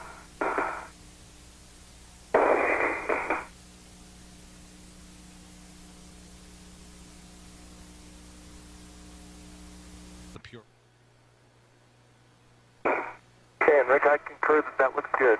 John Grunsfeld now out in the payload bay of Columbia. To the starboard slide rider. Roger that, and I think you both have a couple of good suits now. Thank you. I appreciate that, Jim. Yeah, thanks for all the work in there, guys. That was really quick, naked, and work getting all that done. Down the arm is right behind you, and I'll weld it for you also. Thank you very much. And also on the ground.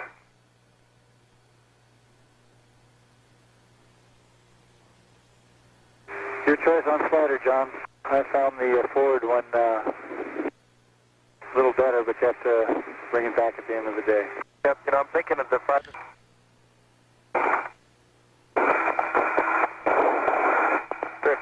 Good. Just turn towards me.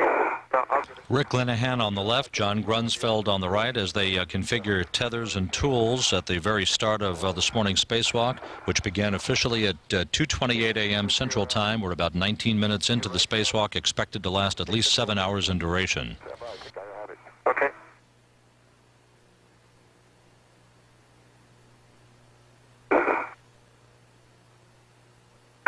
There you go. Good job. Thanks.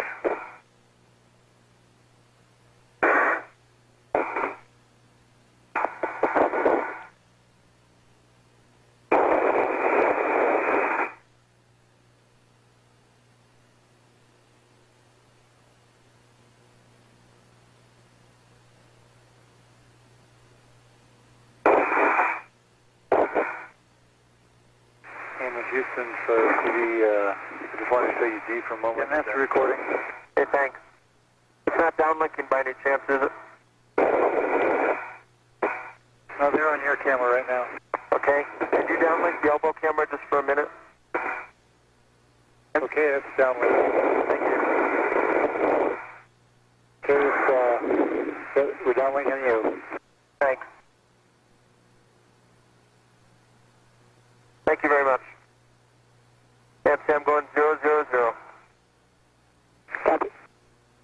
And there's a large, small paddle on the handle that we just want to verify is up there.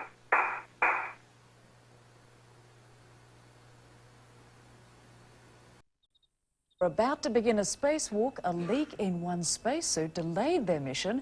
The astronauts will attempt to turn off the Hubble Space Telescope, and we're looking now at those live pictures. Then, after they've turned it off, they will replace a power control unit, the heart of the observatory, with a new, more efficient model.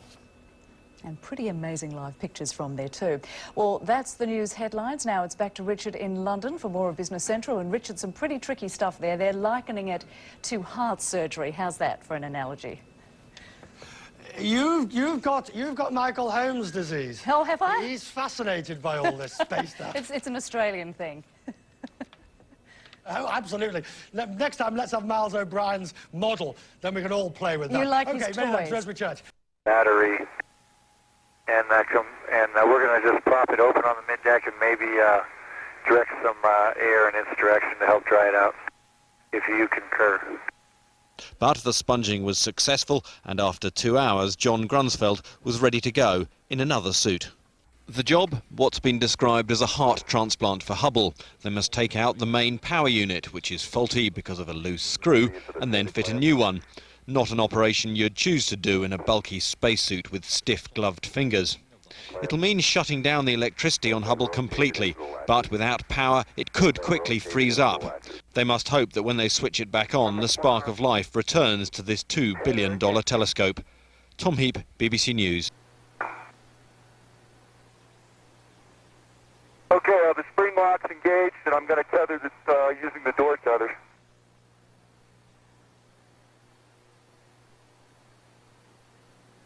Roger, say again, Rick. Stand by. Okay, PCU caddy is installed. Spring locks are in, and the door caddy, door tether caddy is on. So I'm tethered to the Base 4 door now, and I have the spring locks engaged on the PCU caddy. Okay, Roger, and with John leading on the...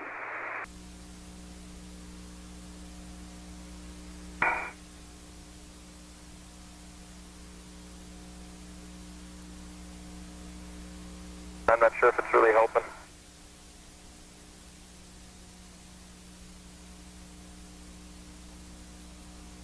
Oh, it was for the, yeah, it's for the light shade. Linehan has completed the removal of the power distribution unit fuse plugs. They are now stowed properly, allowing him to proceed on with the start of the demate of the 36 connectors. At least he will be involved in the demate of the first 30 of the 36 connectors for the power control unit itself. Cool. If you could pass me the F5. Oh, yeah. Thank you. Yeah, that's fine. John, I can hand that to you right now if you like. And I assume you just wanted to stay tethered to the... Go ahead. You're going to back away just a little bit for this. Okay, clearance with my bliss. It's okay right now. Okay. I'm trying to lean forward. I'm going to take a tether.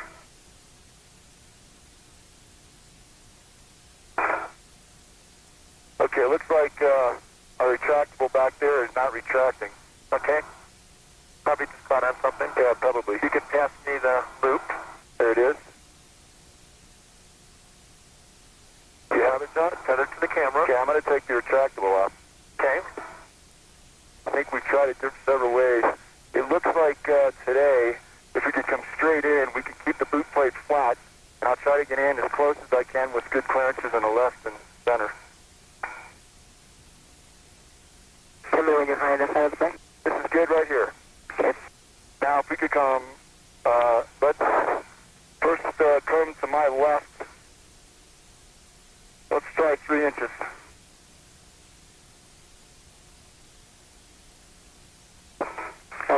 That's good. Now, let's come straight in, please. And it looks like I have about a foot or more of clearance with the boot plate. Do you agree, John?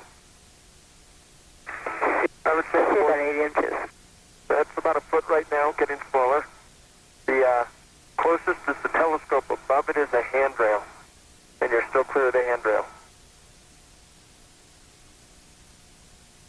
Okay, let me steady out. I just looked up there to see my clearance.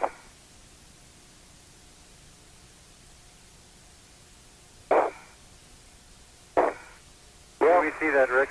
First loop broke. Roger.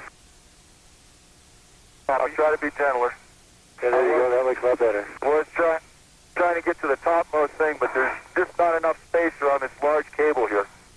Anyway, P25 is complete. Roger. Starting P27. Roger.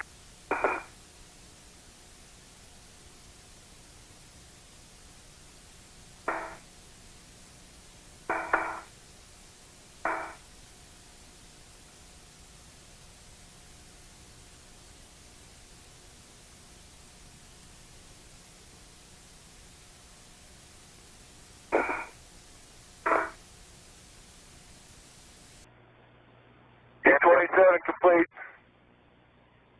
Starting P26. Roger, 27.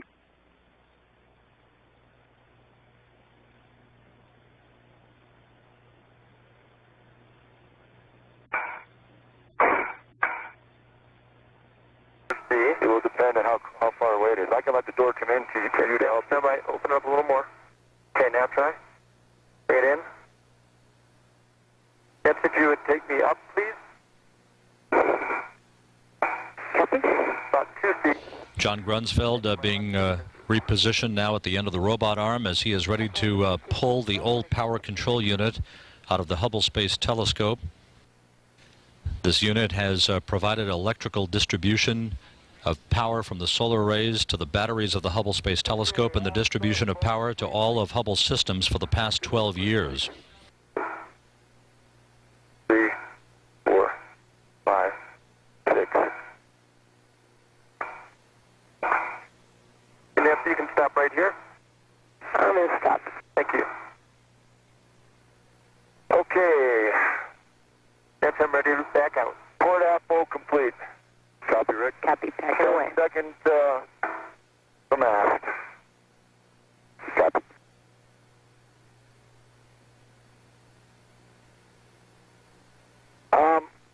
One thing I'd like to mention now, Mike, is that the starboard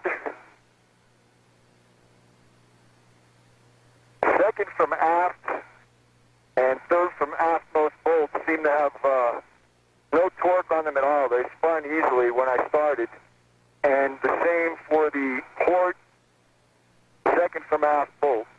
In other words, the aftmost bolt and the second one more forward, the next one more forward, also the same. And that's where I've completed up to. I'm starting on the middle bolt now on the port side. I understand, Rick. Did the bolts come up though? Yeah, they appear to come up. Okay, the bottom of the box should be coming into view. Okay, I see it.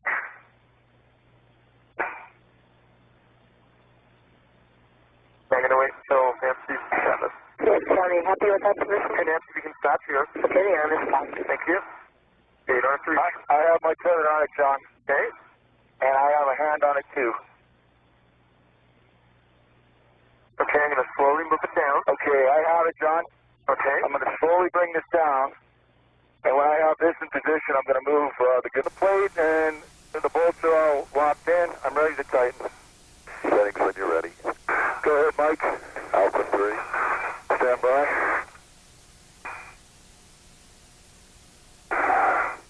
Alpha 3. Clockwise 3. That's in. 10.5. That's in, Mike. 6 turns on 6 keyway bolts. Roger that. Starting the, Oh, it looks like the tail's pitched down a bit, huh? yeah. Can I you clearing the door?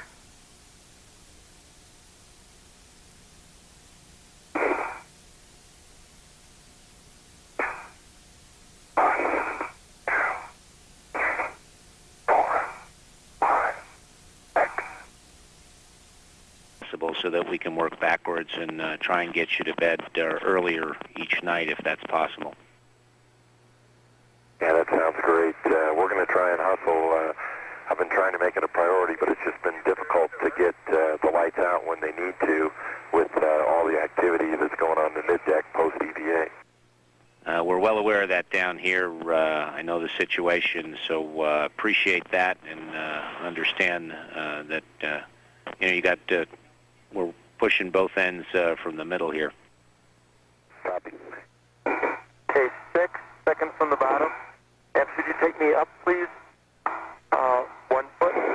Meanwhile, up at Bay 4 of the Hubble Space Telescope, John Grunsfeld is holding the new power control unit that was removed from its compartment of the second axial carrier a short time ago.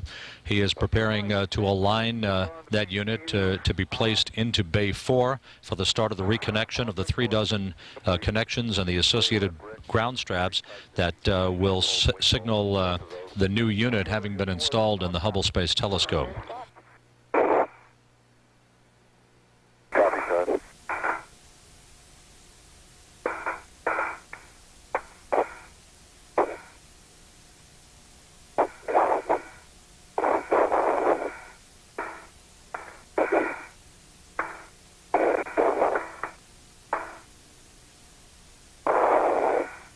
Welcome back, Rich.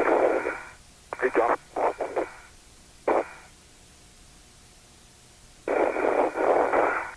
10 amps, just going to take me back in slowly. Copy.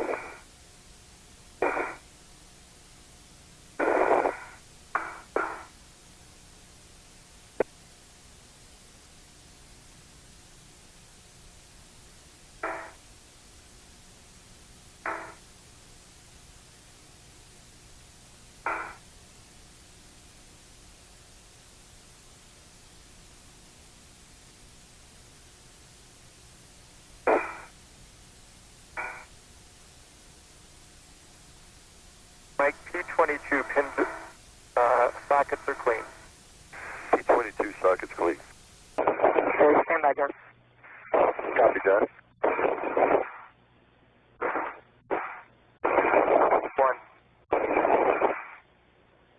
2. Hey, Scooter. 3. Hey, so far, no good. 4. 5. 6. Thanks, man, I will. Mike, 6 1/4 upper left. Copy, 6 1/4 upper left.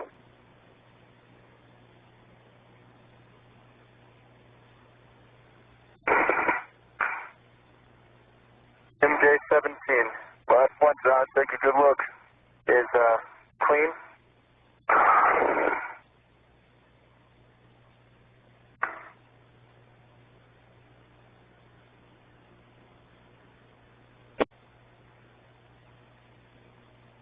Columbia, Houston, from all of us here in Houston, and I'm sure I'm speaking on behalf of the folks at the stock and in Goddard. Outstanding work in getting that done, both in removal on Rick's part and reattaching on your part. That is some tough work with those gloves on.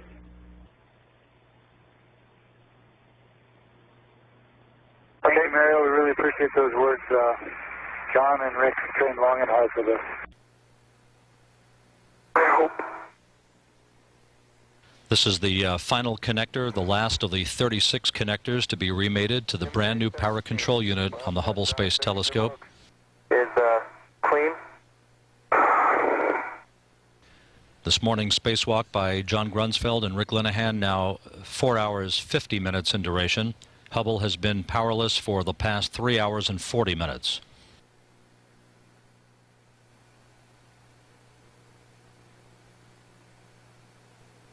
T16. 5 hours and 13 minutes into this morning's spacewalk, John Grunsfeld continues to press ahead with the reconnection of fuse plugs and the power distribution units associated with the newly installed power control unit in the Hubble Space Telescope. MJ16 pins are straight, no FOD. The fuse plug is clean. The Hubble Space Telescope has been without power now for just over 4 hours.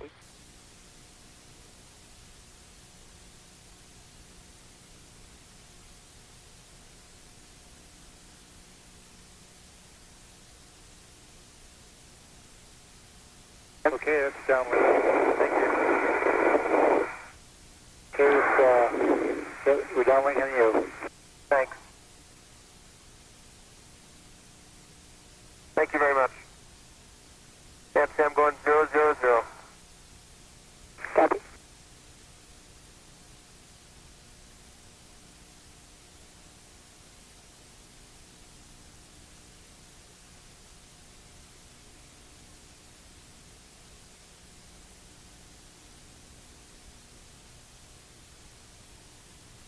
This is Mission Control Houston. You're looking at the payload bay of Columbia. Nancy Curry continuing to maneuver the shuttle's robotic arm into position to remain overnight. Houston, Columbia for HST. Go ahead, John. Steve, Rick and I are back in Columbia's cabin now, and I just want to extend my thanks to all the folks on the ground who have allowed us to give Hubble the power to see to the edge of the universe and gave us the great tools to do this EVA. This was a tough one, and I just want to say my hero is Nancy Curry for flying us to all those tough positions to get to all those connectors. Couldn't have done it without her.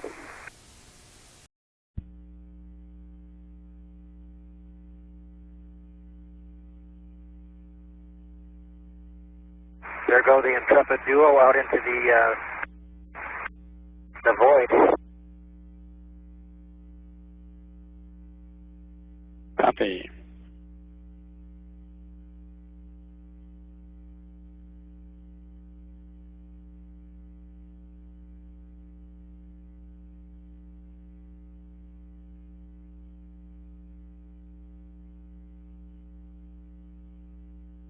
This video is a replay of events that took place a little bit earlier this morning on the aft flight deck of Columbia during the third spacewalk of this mission.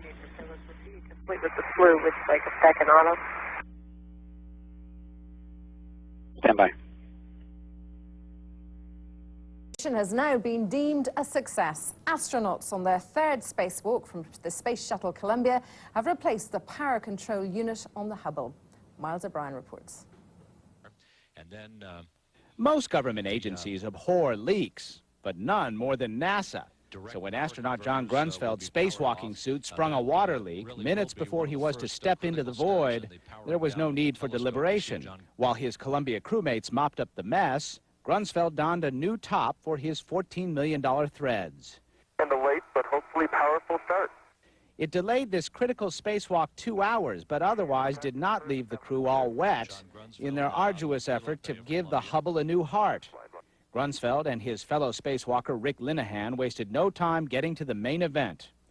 With Hubble shut down, lifeless and cold for the first time since it was launched a dozen years ago, they unplugged 36 small connectors down the side of the old power control unit and then removed it and bolted in a new box. Designers of the observatory made much of it spacewalk friendly so that astronauts could make upgrades and repairs with relative ease. Not this box, though. The space surgeon's task complete, ground controllers flipped some switches and looked for an EKG. 4.5 hours after Hubble went lifeless, they saw a heartbeat once again. Miles O'Brien, CNN, Atlanta.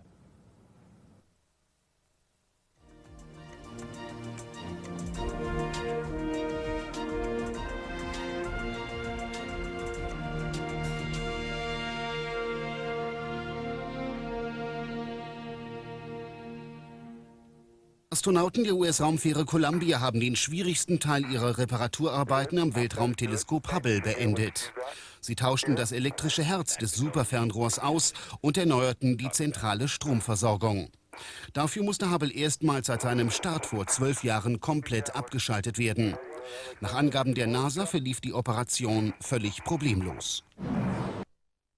A heartbeat on the Hubble Space Telescope. 2 astronauts from the U.S. Space Shuttle Columbia have successfully performed a risky heart transplant on Hubble, replacing the craft's central power unit. The old unit, which was never meant to be replaced, had a loose screw that caused it to malfunction. Wednesday's procedure was a nail-biter because there was no guarantee Hubble would start up again.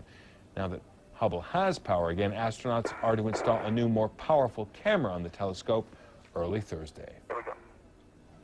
I'm Jonathan Mann, World Sport is next. Jetzt ein wenig Werbung, dann der Wetterbericht für die nächsten Tage. Außerdem gefährliche Mission im All. 2 US-Astronauten haben heute das elektronische Herz des Teleskops Hubble ausgetauscht. Reparatur im Weltraum. Gleich. Es war die schwierigste und riskanteste Operation, die Astronauten seit langem im All haben vornehmen müssen. Aber sie war erfolgreich.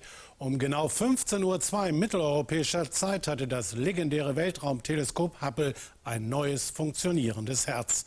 Das alte hatte mittlerweile schon 12 Jahre auf dem Buckel und war störanfällig geworden. Während der knapp 7-stündigen Arbeiten hatte sich die US-Raumfahrtbehörde NASA ernsthafte Sorgen um Hubble gemacht. Es bestand die Gefahr, dass das Teleskop den Eingriff nicht übersteht. Elke Büchter über die schwierige Mission im All. Es ist halt immer etwas Besonderes, im All spazieren zu gehen. Selbst Astronaut John Grunsfeld, der bereits 1999 das Vergnügen hatte, ist von der Aussicht wieder überwältigt. Aber eigentlich hatten er und sein Kollege Rick Linehan gar keine Zeit, sich umzuschauen. Seit Montag hatten sie alle Hände voll zu tun, um Hubble wieder auf Vordermann zu bringen. In den vergangenen beiden Tagen hatte die Crew die Sonnensegel ausgetauscht, aber heute war der Auftrag viel, viel schwieriger. Ganz ehrlich, das All ist ein Ort, an dem Menschen eigentlich nichts zu suchen haben, aber wir gehen trotzdem, weil wir einen Auftrag zu erledigen haben. Wir müssen sicherlich auf alles gefasst sein, auch auf Unvorhergesehenes, aber die Jungs unten im Kennedy Space Center und im Goddard Space haben ihr Bestes getan, um unsere Sicherheit, so gut es eben geht, zu gewährleisten. Die Anspannung im Kontrollzentrum war riesengroß, zumal die heutige Mission mit einer Panne begann. Kurz vorm Ausstieg entdeckten die Astronauten in einem der Raumanzüge ein Leck. Bis Ersatz gefunden war, waren 2 Stunden vergangen. Ich glaube, wir haben den Anzug jetzt in gutem Zustand, sagt einer der Astronauten. Wir hätten daher gern die Erlaubnis, die Batterie zu entfernen. Wir wollen sie an Deck öffnen und vielleicht mit ein bisschen Luft trockenpusten, wenn Sie einverstanden sind. Dann endlich mit 2-stündiger Verspätung konnte die Mission beginnen. Für den Austausch des Steuermoduls musste der Strom komplett abgestellt werden. Das wiederum war riskant, weil die Temperaturen um die 70 Grad minus die sensiblen Geräte hätte beschädigen können. Die Astronauten standen unter enormem Druck. Wenn Sie draußen sind und arbeiten und keinen Hammer haben, aber irgendetwas reinschlagen müssen, dann überlegen Sie, ob Sie nicht vielleicht Ihre Hand benutzen können. Aber im Weltall wäre das keine gute Idee. Sie müssen immer Ihr Werkzeug benutzen. Das ist äußerst wichtig. Die wichtigste Aufgabe ist geschafft, aber gleich morgen wartet schon die nächste. Viel Zeit, den Ausblick zu genießen, haben die Astronauten nicht mehr, denn schon am Dienstag geht es zurück zur Erde. Risky operation which has been likened to open heart surgery. It involves switching off the Hubble for 4.5 hours, leaving it without electricity for the first time since it waited for liftoff 12 years ago. We have a heartbeat. Mission Control's words to its repair crew after switching the $2 billion telescope back on. The crew have been on the most complicated spacewalk ever. Several days in bulky suits, handling tools and electronics, with no way of knowing which way is up. They replaced the unit's solar panels. Solar cell technology has improved and the new panels are smaller and provide more electricity, which allows the telescope to use more instruments. But the riskiest part of the latest spacewalk was replacing the telescope's power control box, the 73-kilo unit that is at the heart of the Hubble. The old unit quite literally had a screw loose, which intermittently cut power to the telescope's instruments. But turning a satellite off in the vacuum of space is not like rebooting your computer. NASA feared the cold could freeze it and prevent it from restarting. When power was restored, Hubble flickered back to life and began sending data back. Raphael Jezeram, BBC News. And you're watching BBC World. Well, good morning, everybody, and welcome to today's mission status briefing. Obviously a long, busy night, and here to talk about the third spacewalk in support of the Hubble Space Telescope. Our panel again today, Brian Austin to my right, the lead flight director for STS-109. To his right is Dana Weigel, the lead EVA, or Extravehicular Activity Officer for STS-109. To her right, once again, Preston Birch, who is the Hubble Space Telescope Program Manager from the Goddard Space Flight Center in Greenbelt, Maryland. And to his right, Ann Kinney, who is the Director of Astronomy and Physics at NASA headquarters in Washington. Again, we'll hear from all 4 folks here, and then we'll throw it open for questions, and I'll turn it over to Brian. Thanks, Kyle. Today went, once we got past our suit challenge with the EMU today, as you saw, the PCU changeout went by the numbers. In fact, I'm probably underplaying the excitement that everyone has from today. It was just spectacular. Back a number of years in the preparation for this task, from our team here in Houston to the team up at Goddard and those all around involved, there's been a huge amount investment of time and preparation, but I think also a lot of emotion has been invested into this in both the hopes that it'll work and the fears that it might not. And I can tell you right now, those emotions are coming out in all ways. It's really exciting, just even from the shuttle side, to know that from the telescope standpoint, what's being done to it in terms of giving it a rejuvenated life is really outstanding. It started off with a little challenge, a decent bump in the road, if you will. It seems like each of our days have found something for us to work through in terms of our time management of the crew's day.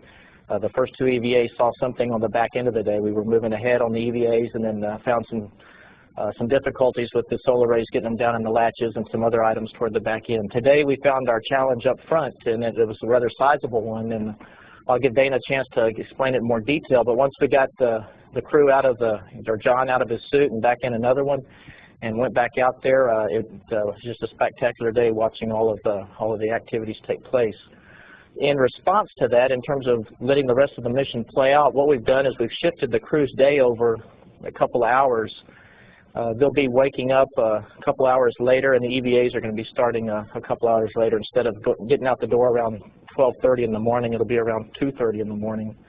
And then as we get toward the latter part of the mission, after the EVAs are completed, we'll be shifting them back toward their regular planned landing schedule, which wasn't really too far off our normal wake-up time. So there's really not much effect from today, but we just went ahead and took advantage of how the day laid out with us, and we're carrying that same adjusted flow all the way through the next couple of EVAs, and then we'll start cleaning things up and get ready for landing on the other side of that. But again, a great job today. We've got 2 more EVAs tomorrow. EVA 4, of course, is a big day for the science instrument, and we look forward to that. And turn over to Dana to give you a little more detail on the suit and the EVA. As Brian mentioned, we had a suit problem this morning that delayed us a little bit. In the suit, there's a solenoid valve that's part of the cooling system. That valve is not supposed to be opened until we are at a hard vacuum in the airlock. On the ground this morning, after suit donning, we saw an increase in the pressure in the coolant line, which is indicative of that solenoid valve opening.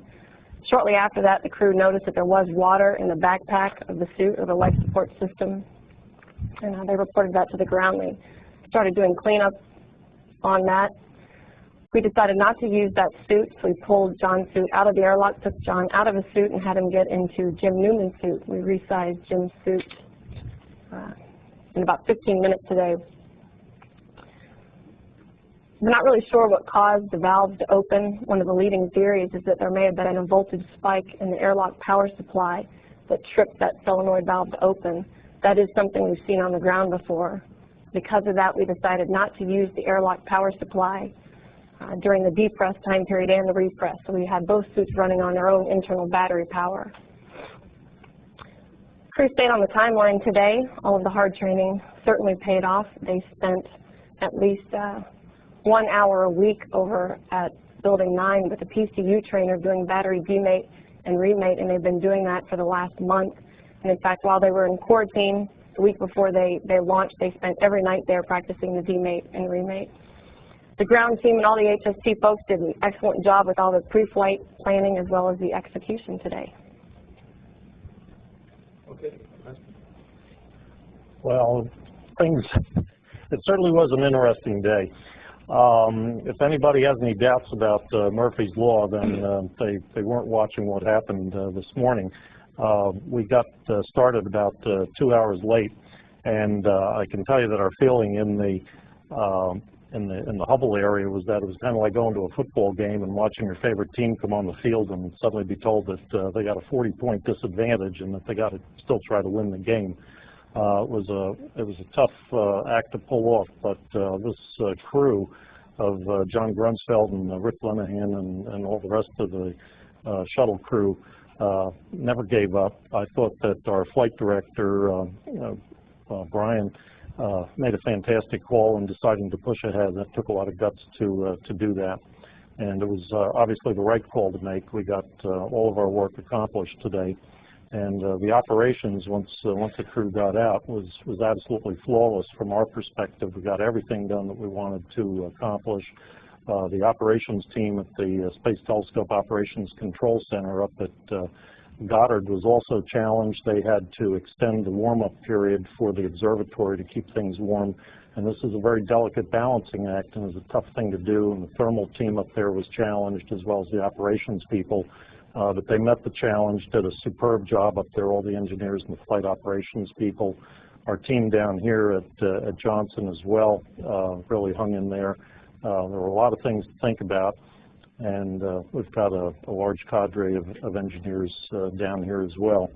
But I just can't say enough about our shuttle crew and about the Johnson flight operations team and all the engineers that backed them up. It was an extraordinary operation, and like I said, everything went flawlessly, and it was a tremendous accomplishment.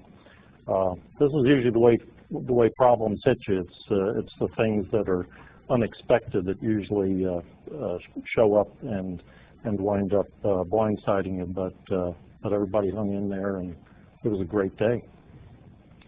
Yeah. This is the time of year that the Academy Awards are on everybody's mind, and the nominations have been made, and everybody's discussing who's going to make it the final cut and who's going to get the award. Well, this morning we saw what I would have to call an Academy Award-winning performance by the astronauts as they worked against the clock to bring Hubble Space Telescope back to life. This dramatic and masterful performance caused us to laugh and caused us to gasp occasionally and finally caused us to sigh. The theater that I watched this performance in has a very theatrical name of the Customer Support Room, and the room erupted in applause as the last plug, the last of 36 plugs, was connected. It was a moving performance, and it certainly gets my nomination for the Academy Award. And if we're going to give the award for best performance to the astronauts, then I think we have to give the award for best picture to the Hubble Space Telescope itself. I have a picture from Hubble to show you now. I think it's in Still Store to demonstrate what phenomenal images this telescope produces, and to remind us again why we are working so hard to get this telescope in tip-top form and putting a new imaging instrument on, which we'll do tomorrow. This is in Orion. It's about 1,500 light years away from us. It's a star-forming region, and the bright star in the center is a very young star. Young stars throw off mass at a very high rate, and so it's throwing off mass, and meanwhile, there's a star that's off to the lower right-hand side that is also a fairly young star that is blowing off solar wind at or stellar wind at a slightly lower rate, and it's caused a bow shock around that star. In fact, you see some mass going off, that orange-colored material going off to the upper left-hand side. This is the kind of image that Hubble brings to our doorstep every day. It shows us the wonders of the universe practically on a daily basis, and this is what astronomers study to learn about, in this case, star formation regions, how stars are formed, how they impact the other stars in the birthing region as they turn on. So anyway, that's my personal Academy Awards for this year: Best Performance to the Astronaut and Best Picture to Hubble Space Telescope. Well, thanks, Ann. We're ready for questions. I guess we'll start with Mark over here, and then we'll catch Frank, and then we'll go to the Cape. Go ahead, Mark. Thanks, Mark Rowe from Houston Chronicle for Preston Birch. Can you sort of explain to what degree the telescope is recovered electrically at this point? Is it all the way back, or where does it stand, and what's your estimate on when you'll know that everything is working? Okay. The recovery activity takes approximately, or is planned to take approximately 8.5 hours. We're a little bit ahead of schedule right now. We've completed our PCU, the Power Control Unit aliveness test. We've turned on the MA transponders, and we're getting telemetry data from the observatory. We've turned on the main computer, the 486, and we've established our normal servicing mission data format, so we're looking at telemetry. We've turned on the WIFPIC 2 science instrument, and so we're now in the process of going through methodically and turning on the remaining equipment on HST and evaluating it. And of course, we're very interested in getting things, reestablished back up to normal. And everything looks terrific at the moment. We've also slewed the solar arrays and getting ourselves into a battery charge configuration. Thanks. And I wonder if you could sort of explain the power improvement that you've gotten with each of the things you've done so far with the spacewalks. And I guess what I'm saying is the new solar arrays combined with the new power control unit, what has that given you in terms of new electrical power? And is there really any doubt at this point that you can run the instruments you'll install later this week and those you plan to add in a couple of years? I would say, based on what we know right now, things are looking extremely well. Personally, there's no doubt in my mind that we will be able to run all of the instruments in the manner in which we would like to following this servicing mission, as well as servicing mission 4, when we'll be adding 2 additional scientific instruments. So the solar arrays, they're working exactly as we had planned, and of course they are much more powerful than the existing arrays. The PCU, in addition to the fault that we discussed at some length yesterday, also has 4 failed relays in it, and 3 of those relays result in a loss on the old solar arrays of approximately 15% of the solar array power. We had lost 3 of the solar panel assembly areas that produce power. So that's all now restored with the new PCU and the new arrays. So we've done a major refurbishment on the electrical power system at this point, but it's not over yet. We will complete the refurbishment of the HST electrical power system on the next servicing mission when we replace all of the batteries, the nickel hydrogen batteries that we have on board. Frank? Frank Mooring with Aviation Week. One for you, Preston. If the mission continues to go nominally, when would you expect the telescope to go back to science operations? We'll be back to science operations within a few weeks. We do have a detailed plan laid out, and we will be doing science work in approximately, I think it's 3 weeks according to the plan. We'll be taking our initial science data. And for Dana, the suit that was leaking seemed pretty wet on the television. Can it be reused, or is it going to have to be put aside? And also, what will you do to prevent another occurrence of that on one of the other suits?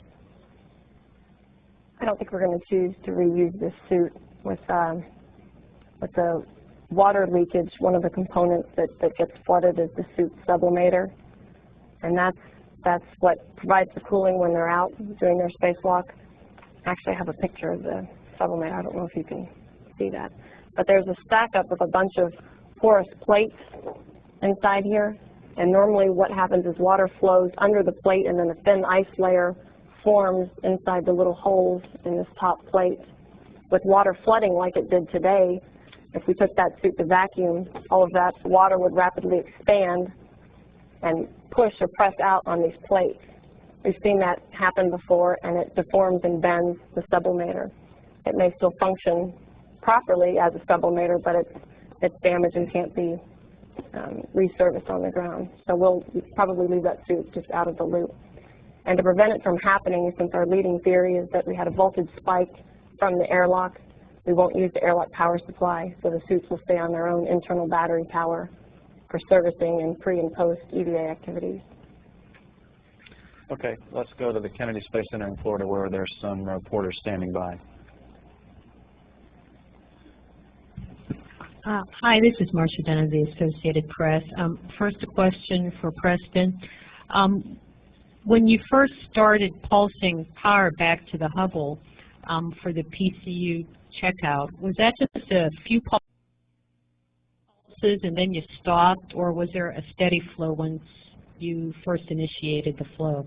It's a steady flow of electricity. We have the crew inside the cabin of the shuttle activate the main and essential external power supply. So they turn on power to the flight support system, which in turn provides power to the observatory. So we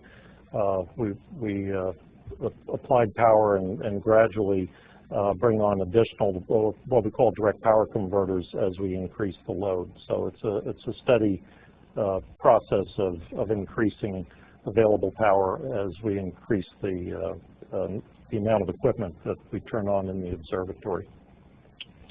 Thank you. And I'm wondering, how many years has it been that both the flight control team, both at Goddard and Johnson, how many years had it been that you were working on this one job?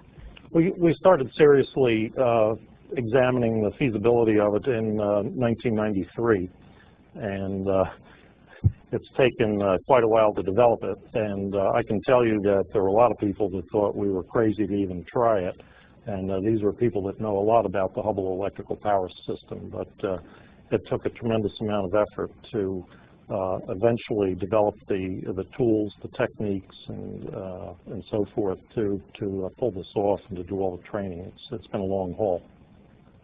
And how many years were these spacewalkers themselves working on this?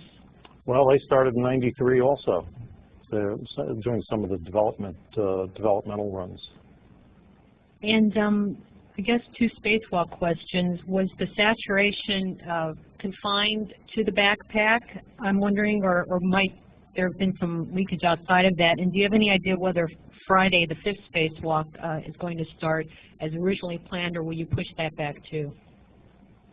I'll take the first question about the water. The water was all contained in the backpack.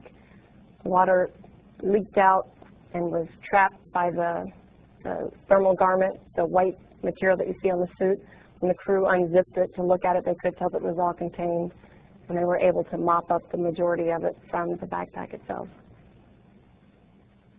I think from Marcia, your question about the start of the 5th EVA, as I mentioned in the beginning, we're going to be starting these next 2 EVAs basically 2 hours later than we've been, so approximately 2:30 of local Houston time is the approximate time. Actually, the 5th EVA may start a little before that, maybe about 2, and that's just part of what we're still working through on our sleep shifting with the crew and adjusting and kind of phasing them back toward their landing schedule. So as we get closer, and probably as we get back together tomorrow after EVA 4, I'll give you a better update on EVA 5. But at least for tomorrow, it's delayed 2 hours and to about 2:30 in the morning out the door.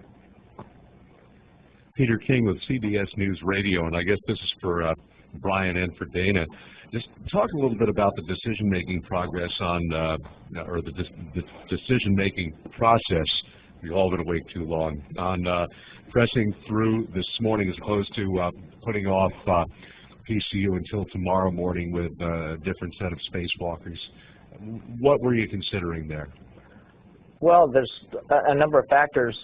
Primarily is the training that is done by the different pairs of EVA crew members. Each are trained on the different tasks, in a sense cross-trained, but however we have each pair are primarily trained and trained more than the others on their dedicated tasks. So an option to flip the EVAs, and for example, one of the many options that we would have in front of us, and not necessarily good options, but again, one of the many ones would possibly be to have gone out and done ACS today, but that would have been with the off crew, and there's a marked amount of lost efficiency by putting that crew out there to do ACS, and that's something we considered and didn't feel that was a good investment of the day, because then it just would have put us off our schedule, and this flight has been such a tight flight. Like I mentioned a while back, it's like a very precise puzzle that really fits one good way, and any way out of that good puzzle really just something's going to drop off. And so when we had the time while Dana and the EVA folks were working through getting the suits put back together and leaving them alone to go off and get the suit ready to go back out the door, we were spending that time just talking through the different options and just making sure the right answer was going to come out. One of the other items tossed out was strictly just to stand down for the day and use our contingency EVA as a placeholder and and to stand down and go get the suit ready, because we really needed a full day ahead of us to go dive into the PCU day, a 7-hour planned day, and so that was something thrown out. But I think as we looked through it, it became the right answer was to get out there and tackle the PCU, and then let the next days fall out as they would. But we really needed to get the PCU day behind us, and if it meant we were going to stay out and not start the EVA, but then come back in and extend the cruise day, and then maybe the right answer after that would have been to take the next day off, but we would have tackled and completed the PCU. So the right answer really came out after we just talked through a number of different options, and the plan was to really keep that runway or that contingency day still in front of us if we could. So to me, just through the natural discussion of our team, and as we do in our training and our joint integrated simulations, talked through all that, and it became very obvious. And once we realized that we were going to get the suit back and get out the door in about 2 hours delayed, it really became pretty obvious and an easy decision in that regard to get back out there and go do some good work. And but it was a good exciting time for us, and really brought back some memories of our sims we've been in. I'm Todd Halverson of Space.com for Preston Birch. I'm wondering if you can tell me whether any of the science instruments other than WIFPIC have been powered yet, and give us a glimpse at the timeline over the next 5 or 6 hours for repowering various instruments and systems. Well, I actually have the detailed integrated timeline in my pocket here. I guess I could pull it out and read it to you, but it would probably be kind of boring. But I don't have all the various times memorized, but it is basically a sequence of turning on the major pieces of equipment in the observatory and examining the telemetry and configuring them properly, and going from one area to the other. So we're turning on equipment in the pointing control subsystem or attitude control subsystem, and the science instrument area, and all the other areas, the various equipment in the communications and instrumentation area, things like solid state recorders and all that sort of thing. So like I said, we won't be done. At this point, it'll be several more hours until we're completed. But things are going along very well right now. Would it be possible to have some of the FactSat timeline down here to the KSU newsroom? We could probably do that. I'm not sure how meaningful it'll be to you because it's chock full of acronyms. We'd appreciate that. Given what you have seen so far in the post-EVA power-up effort, I'm wondering what your prognosis is for complete recovery. My prognosis is very high, 100%. Bill Harwood with CBS. So the quick one for Dana. I guess, I know it doesn't matter now because obviously everything worked just fine. I'm still unclear as to exactly what happened when the valve opened and how that thing works in a vacuum. Can you just clarify that for me? Normally what happens after the airlock is taken to vacuum, they open the valve and the water starts to flow into the sublimator that I talked about before, and then a thin layer of ice is formed, and the heat load from the crew members, water circulating through their body, causes that ice to sublimate off, and new water is fed in, and that forms a new ice layer. What happens if that valve is open before we're down at a vacuum is that an ice layer doesn't form, and the water is allowed to just free flow out into the backpack. So although we don't know how it opened, we can estimate. I mean, it was obviously sometime after EVA1, everything was fine. So sometime during that time when that suit was on the umbilical, that valve opened. And then this morning when John went to pressurize the suit, it also pressurized the water tank, and we think that's what actually started the heavier free flow into the backpack. Thanks. And maybe for Brian or Preston, I'm not sure which, but I mean, after all the talk, I guess, about the PCU changeout, and I guess, Preston, it was you during a briefing that said this is probably the one that will go smoothly because it's the one people worried about the most.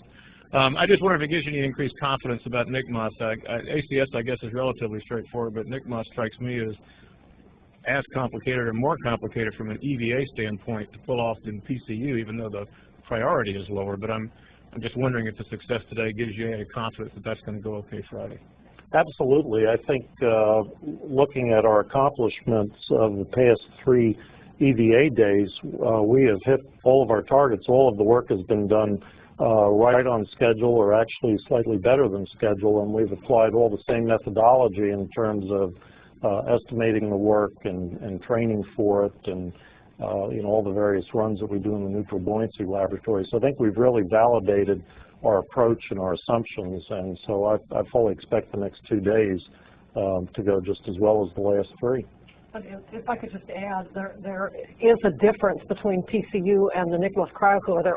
They're both very difficult, but if the Nicholas cryocooler doesn't work, then it's just Nicholas that doesn't work. If the PCU doesn't work, the Hubble telescope doesn't work. So while they're both equally different, the PCU is much more crucial to the mission than the Nicholas cryocooler. And also, I would say that the way I have looked at this mission the whole time is that if we get through 4 successful days, we get an A for the mission. And if we also get the Nicholas cryocooler fixed and up and operating, we get an A+ for the mission. We've referred to it all along as an experimental activity. And it is indeed challenging, and we very much plan to succeed at it, but it's above and beyond mission specifications, really. Yes, Marcia Dunn of the AP with 2 quick questions for Dana. Do you have any idea how much water leaked out, and where is the valve in question located? I'm not sure how much leaked out. The tank, there's about 9 pounds of water in the tank, so it's possible that we lost all of that water. And the valve is located just over the crewman's, just over the left shoulder. Bill Harwood with, I think, the last question from the Cape for Brian. Just to retouch on your replanning, I know going into this flight you talked a lot about crew fatigue and protecting that. It just strikes me that I'm unclear as to how much sleep shifting has to be done for landing when you get on the backside EVAs, and if that's an issue at all for you.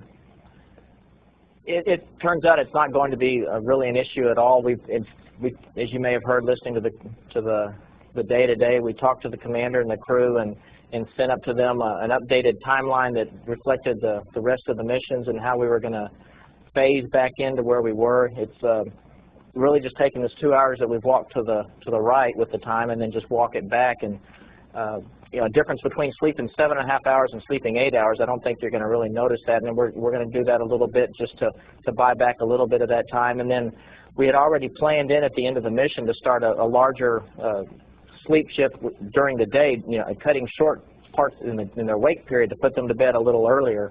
And so we'll just use that as the back end time. So it's really I don't see any impact in terms of the crew and the fatigue. Today was definitely long, and it's